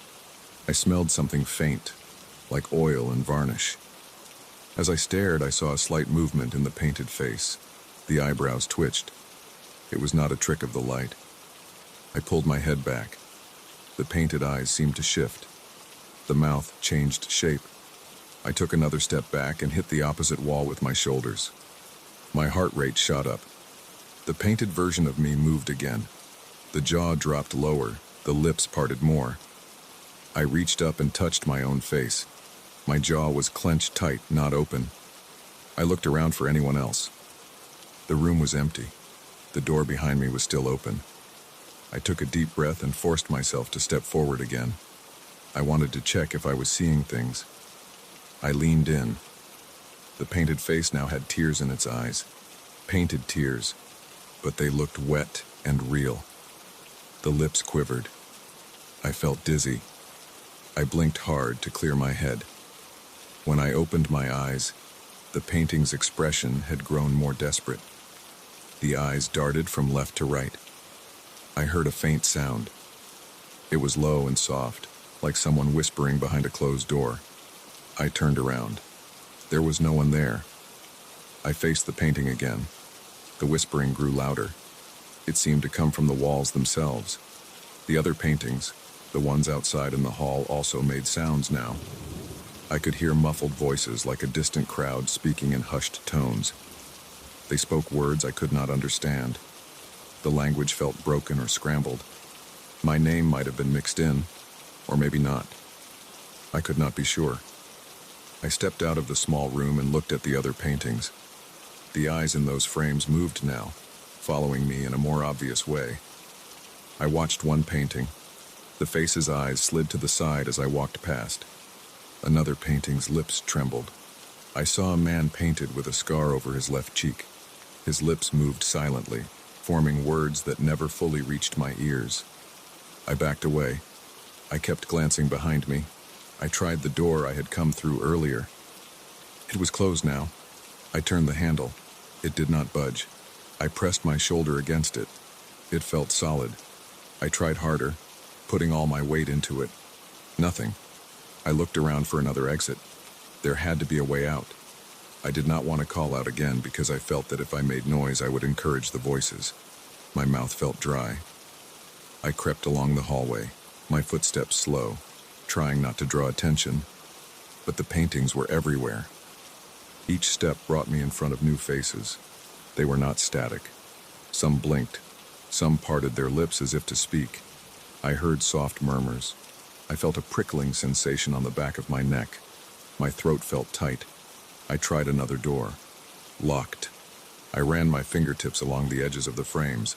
I touched one painting's surface lightly. The paint felt smooth, but also warm, as if alive. I jerked my hand away. The murmurs got louder. I turned a corner. I saw a narrow corridor I had not noticed before. At the end of it, I saw another door. I approached it. As I got closer, the whispers rose. They formed a kind of soft chorus.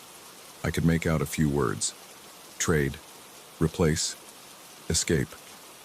They spoke these words in uneven rhythms as if struggling to form sentences. I tried the door at the end of the corridor. It was locked. I checked my pockets. I had my phone, my wallet, my keys, and a small flashlight I always carried. I took out the flashlight and shone it around. The walls were plain white. The frames were made of wood, dark and heavy-looking. The lights above were simple fixtures, no visible switches. I tried to find a switch or a breaker panel. Nothing.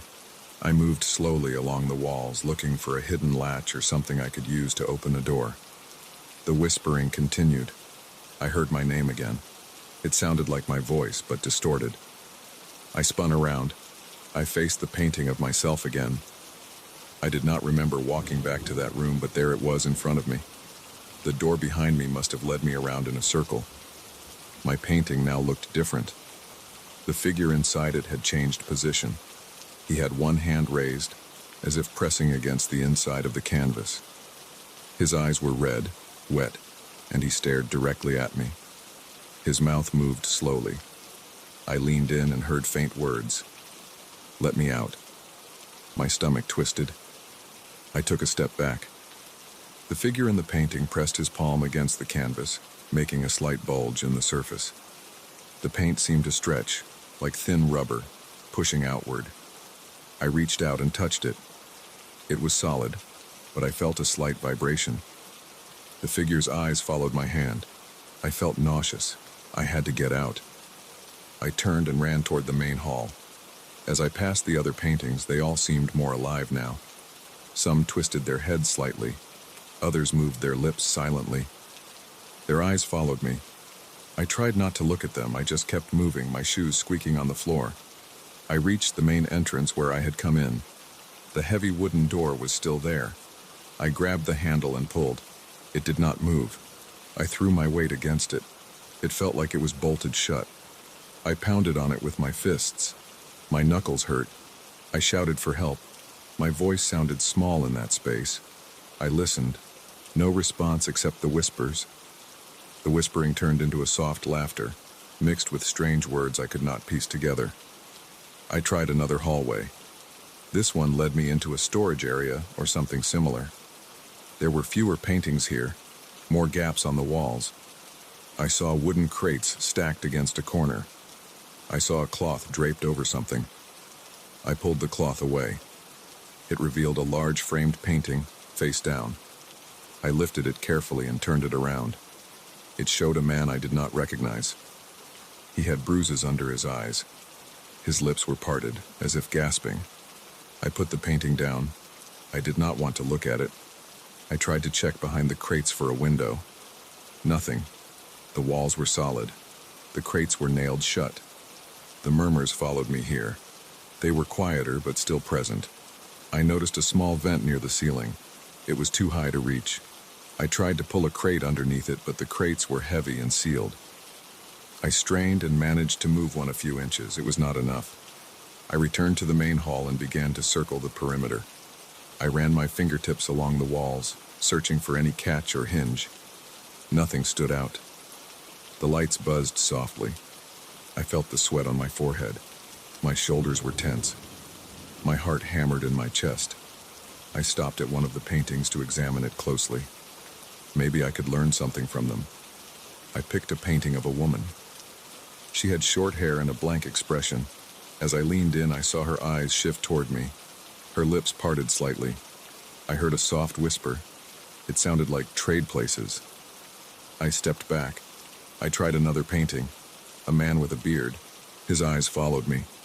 He whispered, "No exit," then switch, then become. I tried to piece together what they wanted. They repeated certain words. Replace. Become. Escape. It felt like they were suggesting that one of us had to take the other's place. That maybe I was expected to enter the painting and let the painted figure out. But I had no intention of doing that. My stomach tightened. My breathing got heavier.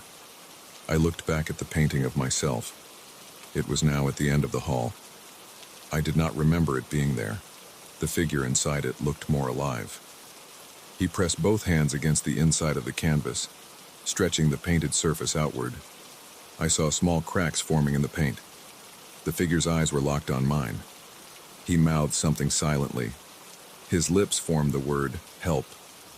I tried to ignore him and moved to another door. I pulled the handle. Locked. I kicked it. The sound echoed. I tried another door. Also locked. I circled around, returning again to the entrance. The paintings seemed to shuffle their positions. They were never where I remembered them. I felt dizzy. I wiped sweat from my forehead and kept searching. The whispers got louder.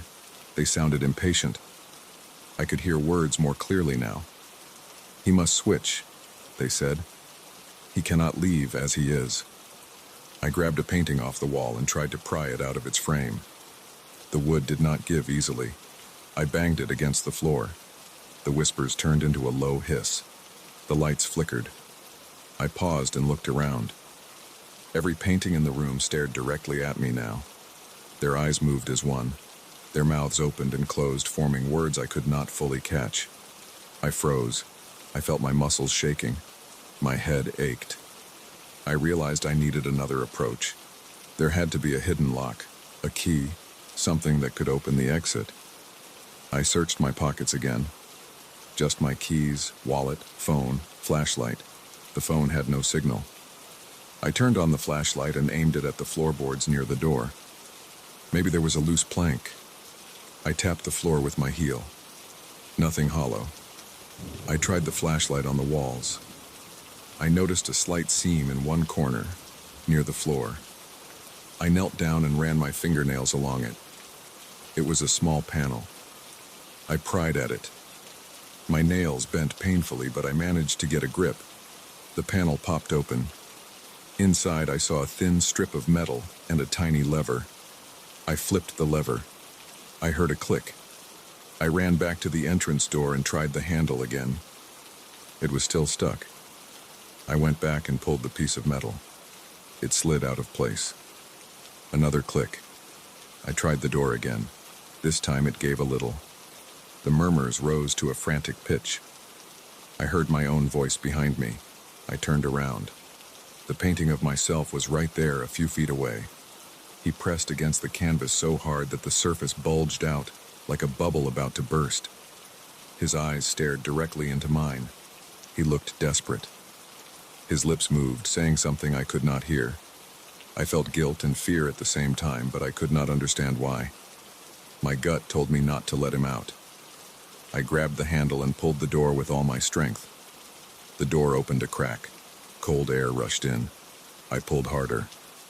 The painting of myself began to tear from inside. I heard the stretching sound of paint and canvas. The figure's fingers poked through, covered in wet paint. He reached out toward me. I dropped the flashlight and grabbed the door with both hands. I pulled until the gap widened.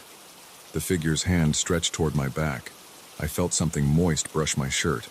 I lunged forward and forced my way through the gap. I found myself in a dark corridor.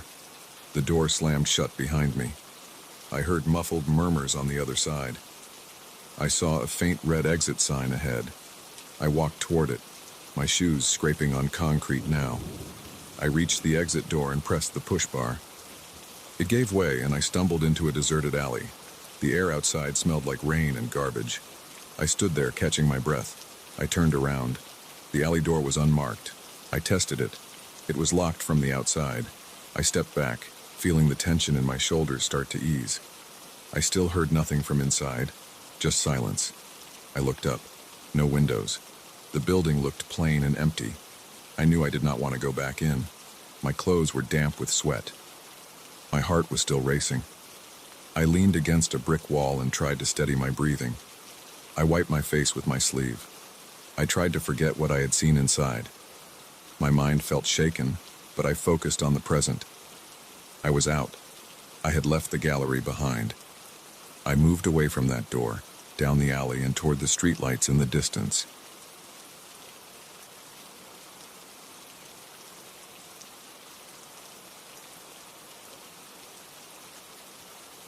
I arrive at the hotel after a long day on the road. It is late. The building looks old. The sign outside has paint peeling off and the lights behind the letters flicker. The lobby is empty.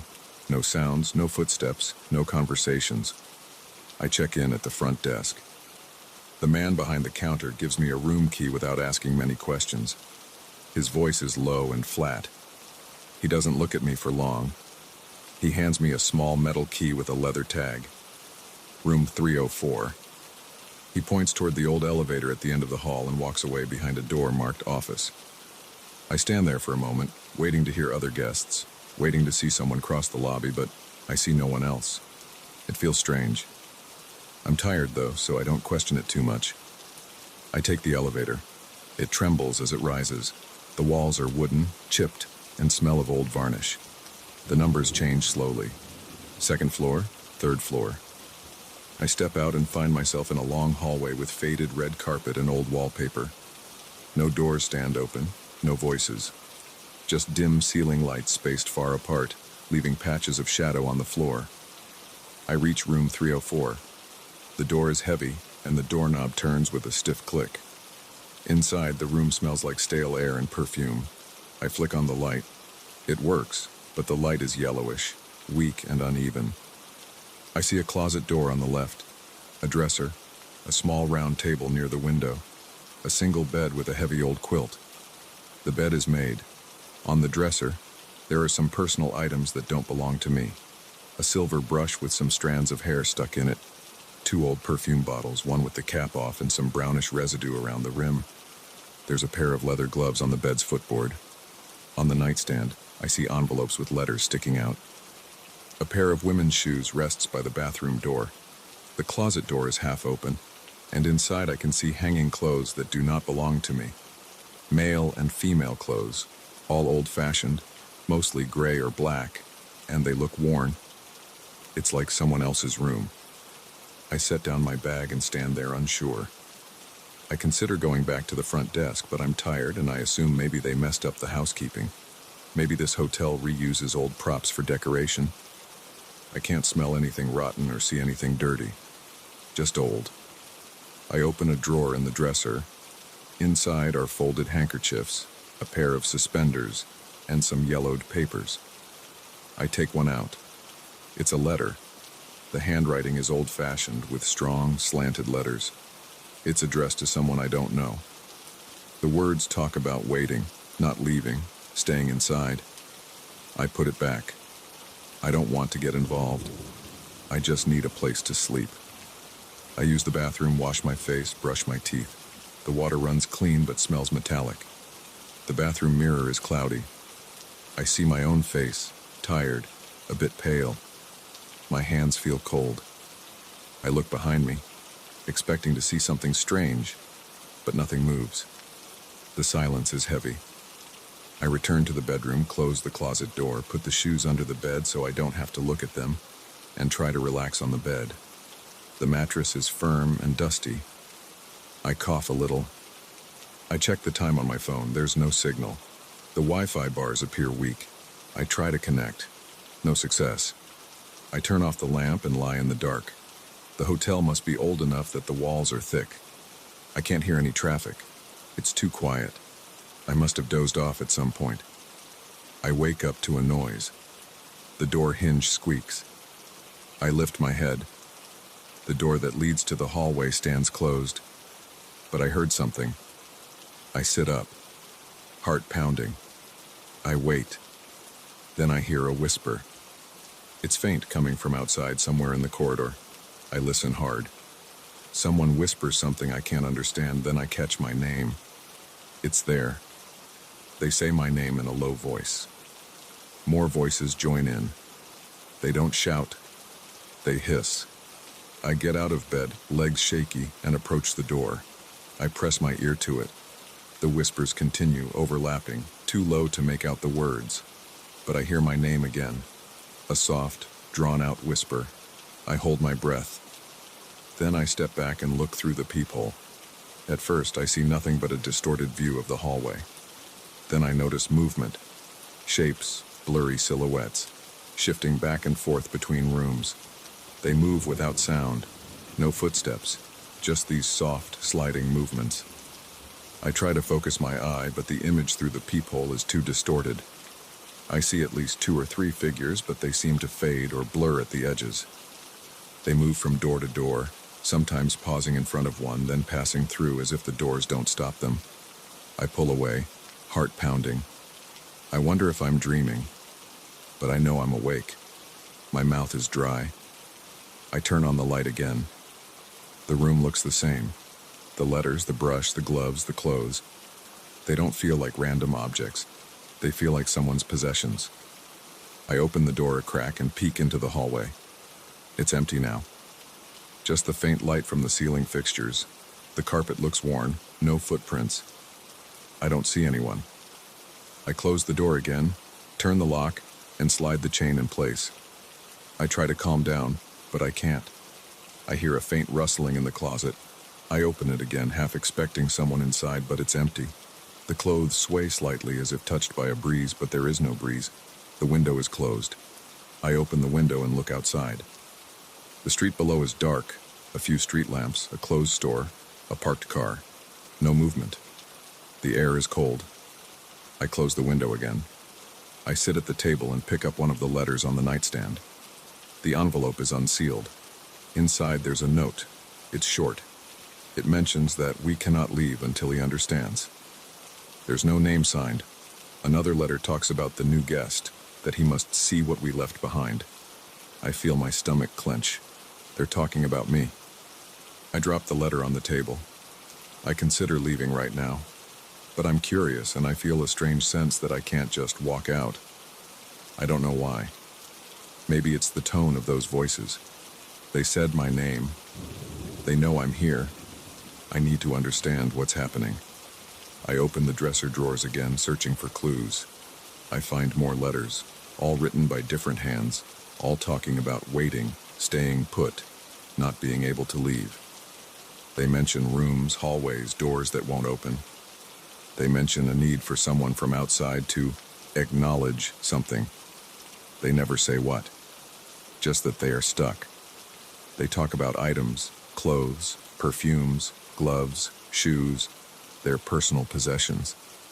They mention that these things are anchors, that they cannot move on without these objects being recognized. I'm confused, but I keep reading. I find a heavy ledger book behind the folded clothes. The pages are filled with names and room numbers, many names repeated. Some pages have deep scratches over them. Some names are crossed out. I see my name on one of the last pages, written in the same slanted handwriting, followed by a question mark. My heart pounds. I don't know what they want from me. They want me to understand, but understand what? The hallway whispers start again. I can hear them through the door. I decide to step outside. I need to see if anyone is at the front desk. I need to talk to that clerk. I open the door quietly. The hallway is dim. The ceiling lights flicker. I walk slowly, footsteps soft on the carpet. I pass other doors. They all have room numbers, but no sound inside. I reach the elevator. I press the button. Nothing happens. I try the staircase at the end of the hall. The door is locked. I jiggle the handle. It won't budge. I return to the elevator and press the button a few more times. Suddenly I hear a soft hum. The elevator arrives. The door opens. It's empty. I step in and press the lobby button. The elevator rattles down. When the doors open, the lobby is dimly lit. I see the desk. I see the office door behind it. I walk to it and knock. No answer. I try to open it. Locked. I call out. No response. The front door of the hotel, the entrance I came through, is closed. I try to open it. It won't move, as if stuck. I pull harder. Nothing. I feel panic rising. I call out again, louder. I shout. My voice echoes. No one answers. I look around the lobby. I see old chairs, a luggage rack, an umbrella stand. No sign of life. I step behind the front desk and look for a phone or a key box. I find a phone. It has a dial tone. I try to call the local operator. I get static, then nothing. I hang up. I find a drawer with old keys. Many keys, each with a room number.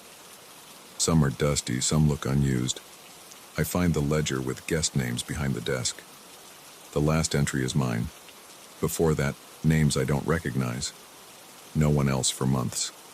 The entries stop making sense after a certain date. They mention guests arriving but never leaving. I hear a whisper behind me. I spin around. No one there. I feel the hair on my arm standing up. I step back into the elevator and ride up to my floor again. The hallway looks unchanged. I try a different approach. I open doors that aren't locked. Most are locked, but room 302 opens. Inside, it's similar to mine. Different items. A hat on the chair. A cane leaning against the wall. Letters scattered on a desk. They say similar things. That they are trapped. That they cannot leave unless someone identifies what they left behind and acknowledges their existence. They say the items tie them to this place. They mention that the visitor must see them, must hold them, must understand that they belong to real people who once stayed here and never moved on. They do not mention death, only that they are stuck in a loop, forced to linger. I try room 306. Locked. Room 308. It opens. Inside, I find more items. Dresses, ribbons, jewelry, more letters. Always the same theme. They need help. They mention that I must speak to them, that I must address them by their names. But I don't know their names. The letters are signed with initials, never full names. The whispers in the hall increase. They sound annoyed. They repeat my name, telling me to return to my room. I walk back to my room and close the door. I face the items inside. I pick up the gloves and hold them. They are cold and stiff. I speak out loud, asking who they belong to. I get no answer. I sit on the bed and say that I see their things. I see their letters. I understand they are stuck here. I say I want to help them. My voice shakes. I feel ridiculous talking to an empty room, but something changes. The light flickers. The closet door creaks. A voice hisses my name again, softer now. I stand up and say that I will try to understand. I pick up one letter and read it aloud.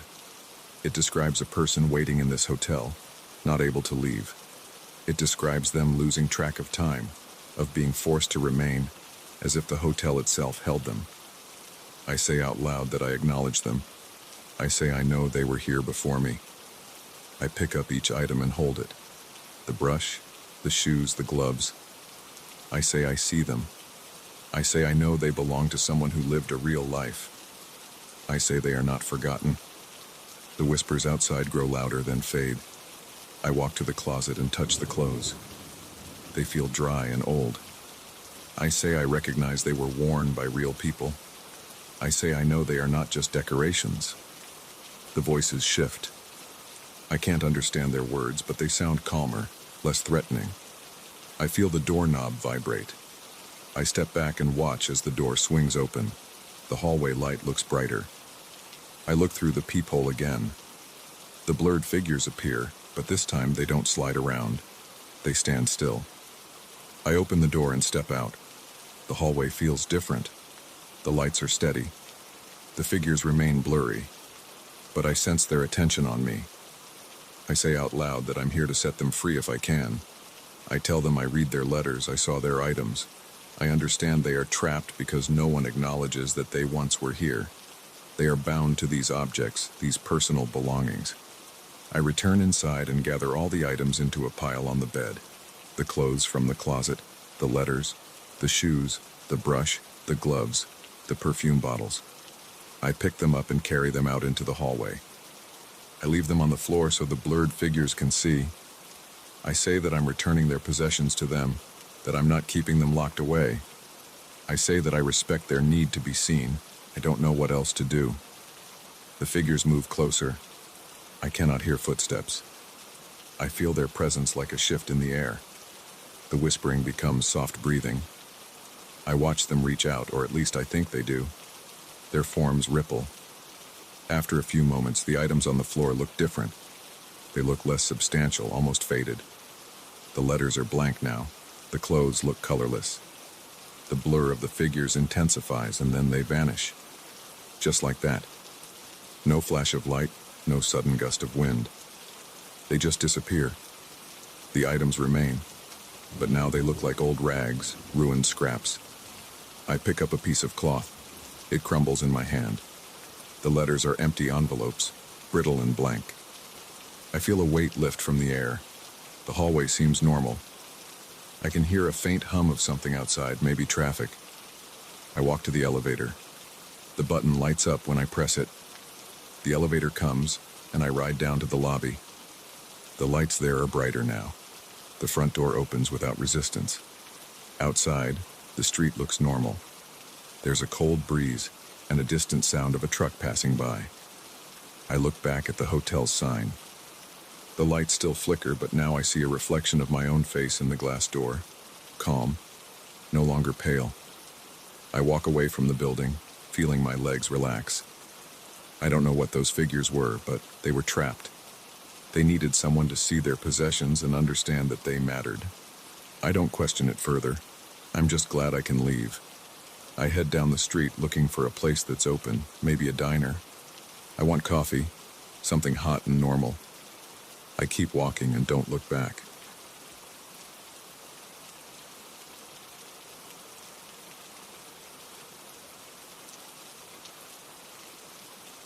I pushed the door open and stepped inside with my shoulders tense.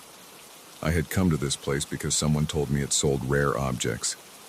I expected old furniture or maybe strange tools. Instead, I found rows of rooms with shelves behind glass doors and old cabinets. I walked along a narrow hallway lit by a few dim lights.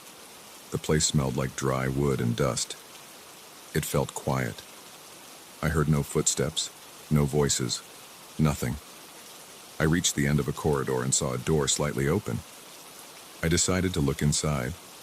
I stepped into the room and saw 3 large musical instruments: a piano, a violin on a wooden stand, and a harp leaning against a low bench. They looked clean. There were no scratches on the piano surface, no worn strings on the violin, no chipped wood on the harp. They looked new, as if nobody had ever touched them. There were thick curtains near the windows, and the floor was dark and shiny. There were no chairs, no other furniture besides a small table against the wall. The table had a few old papers, maybe sheet music, but I did not recognize the notes. The handwriting was strange, uneven.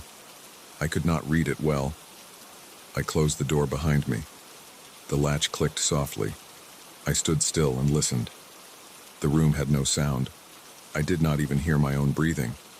I tried to clear my throat, and I heard that faintly, so my hearing was fine. The instruments, though, were silent. I approached the piano. I dragged my fingertips across its surface. The wood felt smooth and cold. I pressed one of the keys. It went down without resistance. There was no sound. I pressed another key. Still nothing. I pressed several keys in a row, pressing hard, then pressing softly, but none produced any sound. It was like pressing a key on a piano that had no strings inside.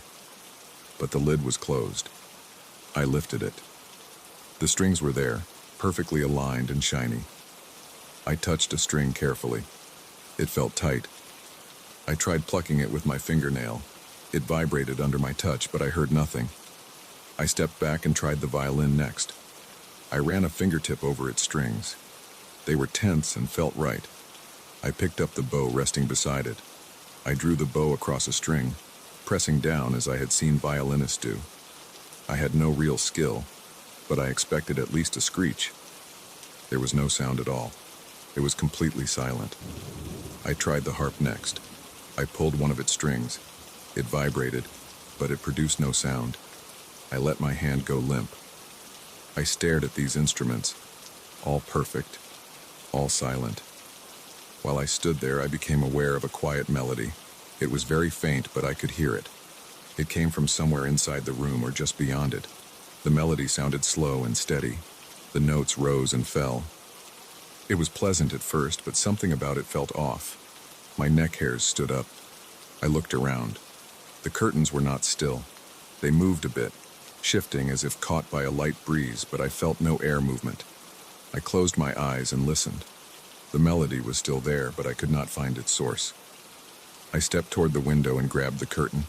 It felt heavy. I held it still for a moment. When I let go, it shifted again, as if pulled by an invisible hand. I looked behind it. The window was closed. There were no cracks. I tried to open the window, but the latch was stuck. I pulled harder, but it would not budge. I tried to open the door I came through. The knob turned, but the door did not move. I pressed my shoulder against it. It felt solid. I said something out loud. I said, "Hello?" My voice sounded weak in my ears. I realized I was whispering. I tried to speak louder. My throat felt tight. I forced the words out. "Is anyone here?" My voice came out in a low tone. It sounded distant. I felt a small panic rising in my chest. The melody grew a bit louder, still soft but more noticeable. I turned around and saw the violin strings moving on their own. They vibrated very slightly but still made no sound. The piano keys began to lower and rise on their own, like someone was playing them. The harp's strings moved. The movements were small, careful, controlled. I saw them work together as if a silent orchestra was playing a piece I could only partially hear. The melody I heard did not match exactly what I saw, but it seemed related. My hands trembled. I backed away until I felt my spine against the wall. I tried to ignore the instruments and focus on something else. I pressed my palms against my face. My breathing was shallow. I could feel sweat forming on my forehead. I tried to speak again, but my voice was weak. It sounded like something pressing on my vocal cords from the inside, preventing me from using my normal volume.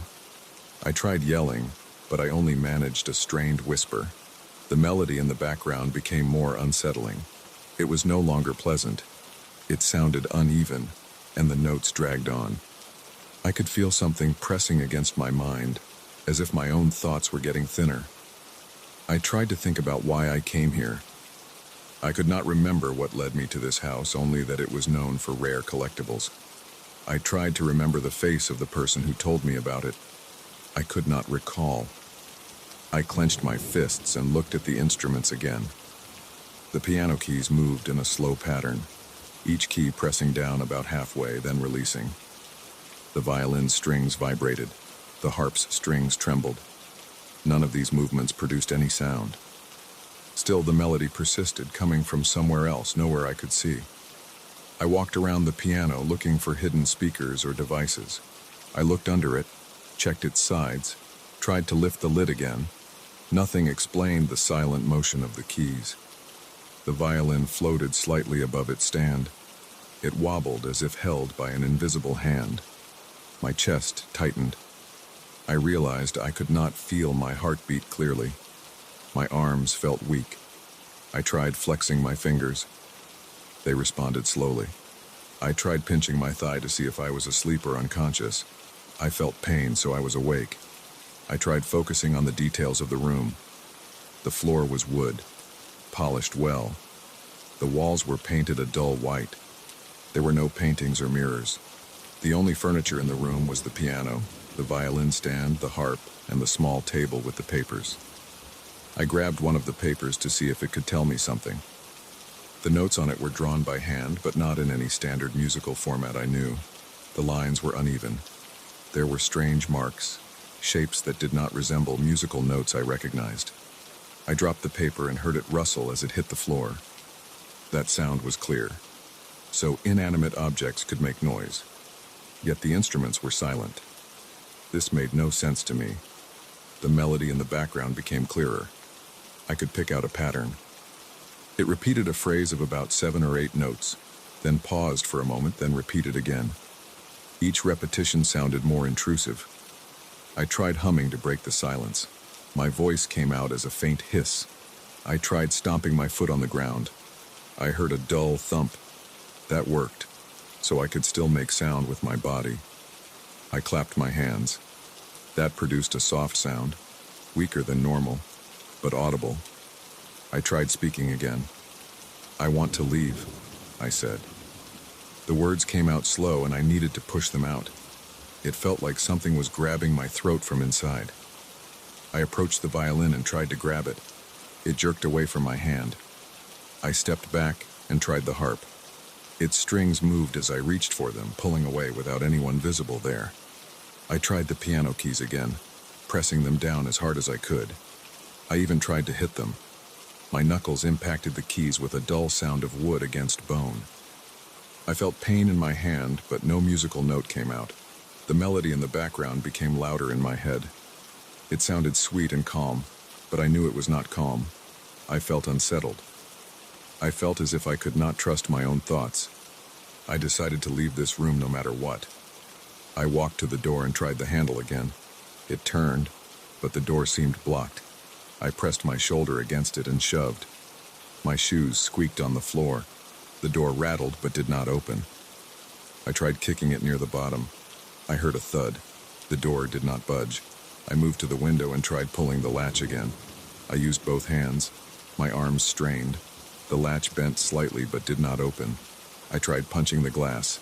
My fist hit it. I felt pain, but the glass did not crack. It felt sturdier than normal glass. I looked around for something heavy. The harp was large, but I did not want to touch it after what I saw. The piano was too big to move. The violin stand was small, just a piece of wood. I picked it up and tried hitting the glass with it. It made a hollow sound, not enough to break anything. I threw it at the door. It bounced off and clattered to the floor. The sound of it hitting the floor was soft, but at least normal. I stood still for a moment, breathing heavily. My neck felt stiff. My tongue felt thick. My ears rang slightly, but I could still hear that melody. The curtains kept shifting. I tried to see if there was any gap in the floorboards or ceiling. I found nothing. I tried pressing my ear against the wall. I heard nothing but that repeating melody inside my head. I tried walking around the room, feeling the walls with my hands, looking for a hidden door or a panel. After a few minutes, I found nothing. The instruments kept moving without sound. The piano keys pressed down in a slow pattern. The violin strings twitched. The harp strings tightened and relaxed. I realized my legs felt weak. I leaned against the wall and closed my eyes. I focused on breathing, in through my nose, out through my mouth. I could smell my own sweat now. My shirt stuck to my back. I rubbed my temples and tried to think of a way out. I considered breaking the piano. Maybe if I could rip out a piece of it, I could use it as a tool to pry open the door. I moved toward the piano again and tried lifting the lid higher. It resisted. I pulled harder. The wood did not crack. I tried kicking the piano legs. My foot hurt. I yanked at the violin stand on the ground and tried wedging it between the door and the frame. The stand bent but did not open the door. The melody seemed to slow down. The notes stretched longer and each pause felt heavier. I noticed my thoughts were not stable. I could not remember why I wanted to leave this room. I knew I had to, but the reason felt distant. My throat felt swollen. I tried to talk to myself. "I need to get out of here," I said. My voice came out muffled. I sounded like I was talking through a thick scarf. I slapped my own face, feeling the sting on my cheek. That was loud enough. The instruments never made a sound. They only moved. I decided to ignore the instruments. I focused on the door again. I crouched down and looked at the gap under the door. I saw dim light on the other side. I pressed my fingers into the gap and tried to pull. I could not get a grip. I stood up and backed away. I ran at the door and slammed my shoulder into it. Pain shot down my arm. I tried again. The door rattled. I tried a third time. Something cracked. I pushed again. The latch gave way a bit. I pressed harder, using my legs and body weight. The door creaked.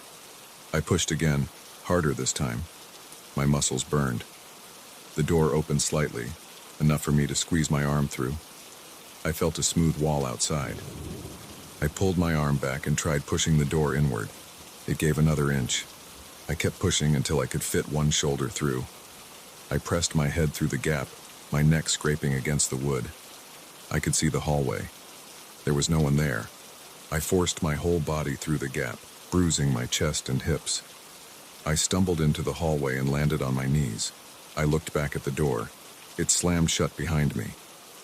I could still hear the melody faintly, but now it seemed quieter. I stood up and ran down the hallway. I did not look back. I tried a side door. It opened into a room with shelves of old clocks. I saw no one. The clocks were silent, and all their hands moved backward. I ignored them and tried another door. Finally, I reached the front of the house. The main door was unlocked. I stepped outside and closed it behind me. I stood on the sidewalk and looked around. The street was empty. I could see cars parked along the curb and a street lamp flickering. I took deep breaths. The melody was still in my head, but weaker now. I tried speaking. "Hello?" I said. My voice sounded normal again. My throat hurt, but I could speak at full volume. I turned around and looked at the house. The windows were dark. I could not see the instruments. I wiped sweat from my face and started walking. I did not feel safe until I reached the corner and turned onto another street. My legs were shaky and my hands trembled. I tried to think of what happened back there, but I could not form any explanation. I kept walking until I saw other people and heard the sound of cars passing by. My chest still felt tight, but I was no longer trapped. I tried not to think about that place again. I just wanted to go home.